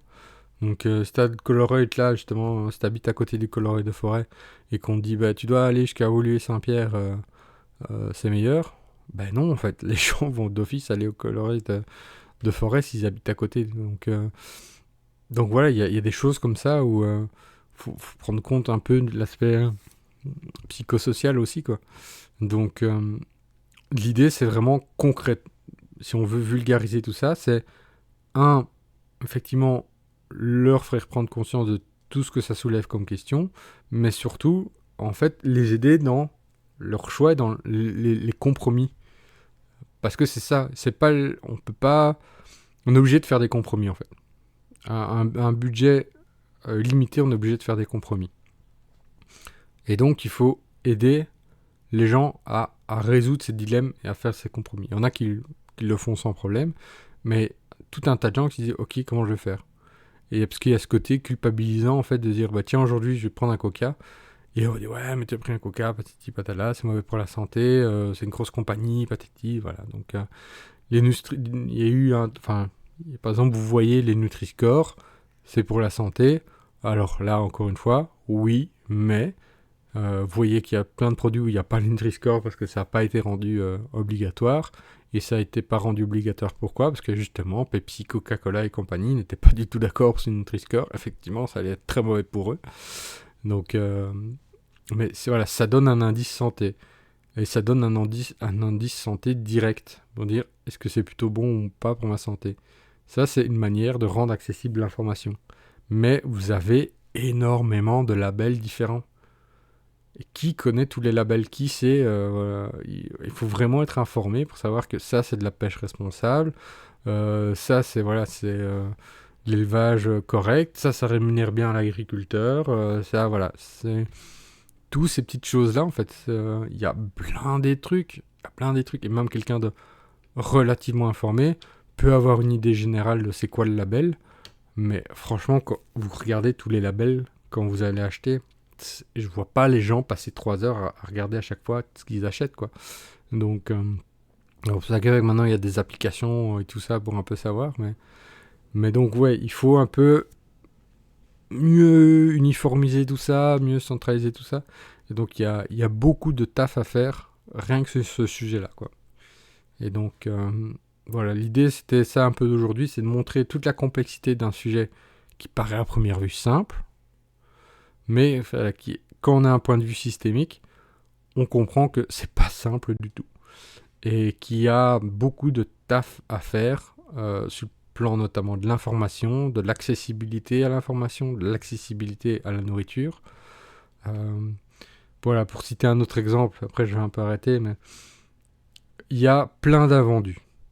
On le sait, ça finit beaucoup dans les poubelles. C'est donc du gaspillage alimentaire, donc ça c'est encore une autre problématique, qui est gaspillage alimentaire des magasins est énormissime. Je pense pas que ça a été encore rendu obligatoire, je sais plus exactement, peut-être uniquement dans certains endroits. Mais voilà, l'idée c'est quand même, quand ça va être jeté à la poubelle, ben, autant donner effectivement à une assoce qui va redistribuer après en colis alimentaires pour éviter justement le gaspillage.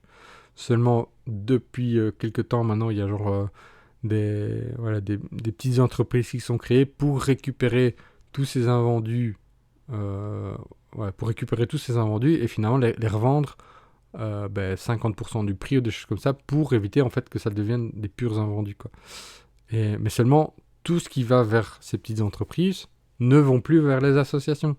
Et donc les gens qui sont vraiment dans le besoin, il y a une grosse diminution maintenant de l'offre de colis alimentaires parce que évidemment une société va préférer récupérer 50% de son argent que zéro.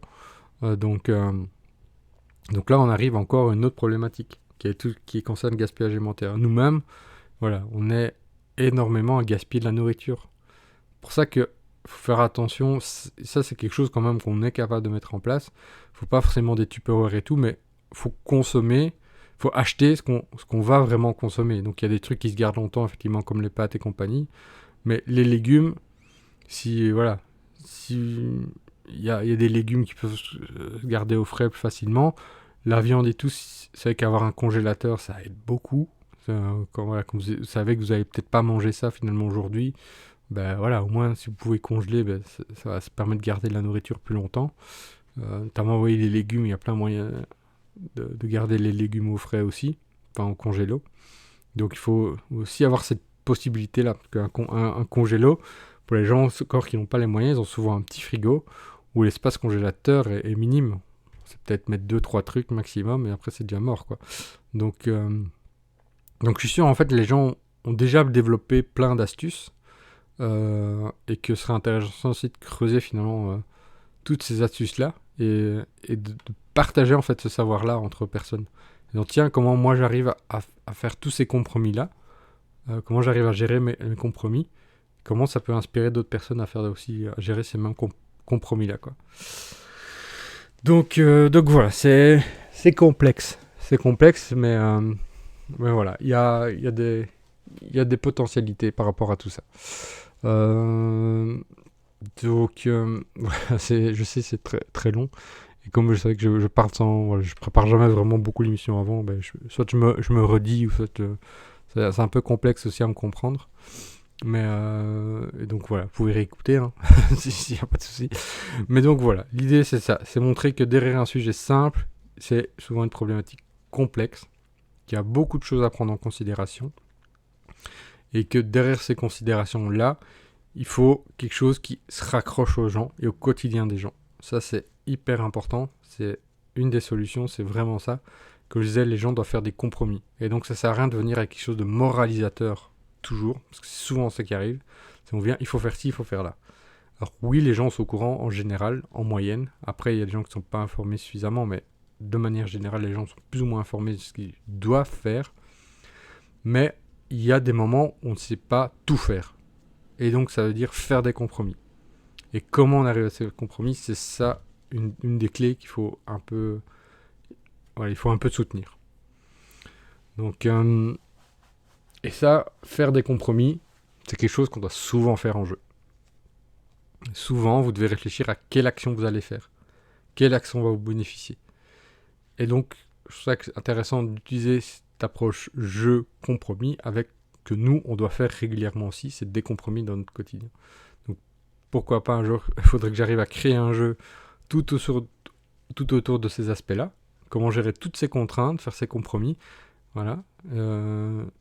Par exemple, simplement, si je veux augmenter mon portefeuille, je dois travailler plus.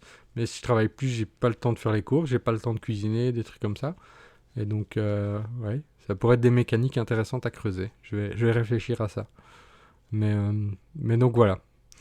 Désolé si je vous ai perdu. Mais tant mieux si vous m'avez compris. Donc, voilou. Donc, je remercie Ubique d'être passé tout à l'heure et d'avoir fait un petit coucou. Voilà. Sur ce, merci à ceux qui ont écouté, qui ont réussi à m'écouter plutôt. Parce que je sais que voilà, des fois c'est un peu compliqué, surtout quand je pars dans tous les sens. Si vous avez regardé jusque-là et vous avez pu tenir bon jusque-là, n'hésitez pas, donc si vous êtes sur Twitch, même si vous regardez en décalage ou quoi, n'hésitez pas à suivre la chaîne. Voilà, parce que évidemment, plus il y a de followers et plus je vais mettre de vidéos, ben, à un moment donné, je vais débloquer certains paliers. Et débloquer certains paliers me permet de donner plus d'options pour la chaîne. Donc c'est ça qui est cool. Je vais essayer d'avoir un petit overlay pour la fois prochaine. Parce que là, je l'ai fait en dernière minute. N'hésitez pas à me suivre sur les réseaux sociaux. Normalement, ils sont dans la bio en bas de la vidéo où vous retrouvez mon Facebook, mon LinkedIn, mon Instagram, les vidéos YouTube qui seront mises après en replay. Donc là, celle de la semaine dernière est mise et je vais légèrement... Voilà, donc celle de la semaine dernière est mise. Donc c'est bon. Donc voilou. Je vais quand même vérifier qu'elle est bien mise. Mais normalement, oui, elle est mise. Voilà. Donc ça, c'est ok. Que dire de plus? Jouer. Manger bien. Voilà. Donc... moi, si vous avez vu mon post d'hier, de mardi, voilà, je posais par rapport à une fondue, parce que voilà, je préparais déjà le terrain en fait pour aujourd'hui avec l'alimentation, mais donc c'était une fondue avec des produits régionaux, donc et franchement en termes de qualité, c'était la meilleure fondue de ma vie. Et donc ça m'a rappelé évidemment que voilà, les produits régionaux, directement de la ferme, des choses comme ça, qu'est-ce que c'est bon quoi. Oh là là là là. Et c'est topissime. Donc si vous faites des fondues, allez plutôt... n'achetez pas les fondus dans les grandes surfaces, là. C'est juste horrible. Achetez les produits, voilà. Allez dans une fromagerie. Voilà, faites moins de fondue, mais faites de la bonne fondue.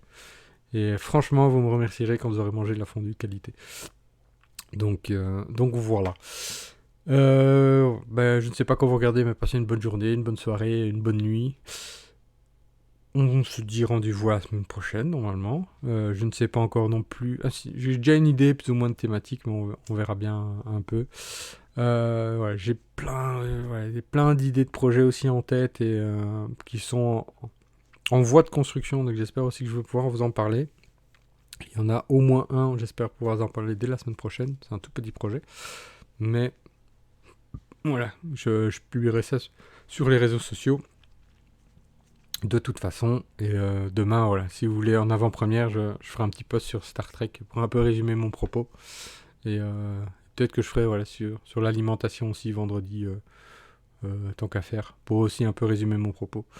Mais donc ça demande quand même, mine de rien, faire des posts, ça demande un peu de travail. Bien, ciao ciao, à la prochaine. N'hésitez pas à m'envoyer un message aussi, un message privé, un mail et compagnie. C'est des questions. Parce que l'idée de la chaîne, c'est aussi que c'est un peu en mode construction. Donc, si vous avez des trucs que vous voulez que j'aborde ou quoi, n'hésitez pas à me contacter. Je me ferai un plaisir de vous répondre. Ciao. Ouais, je vais couper le stream. Et à tout bientôt.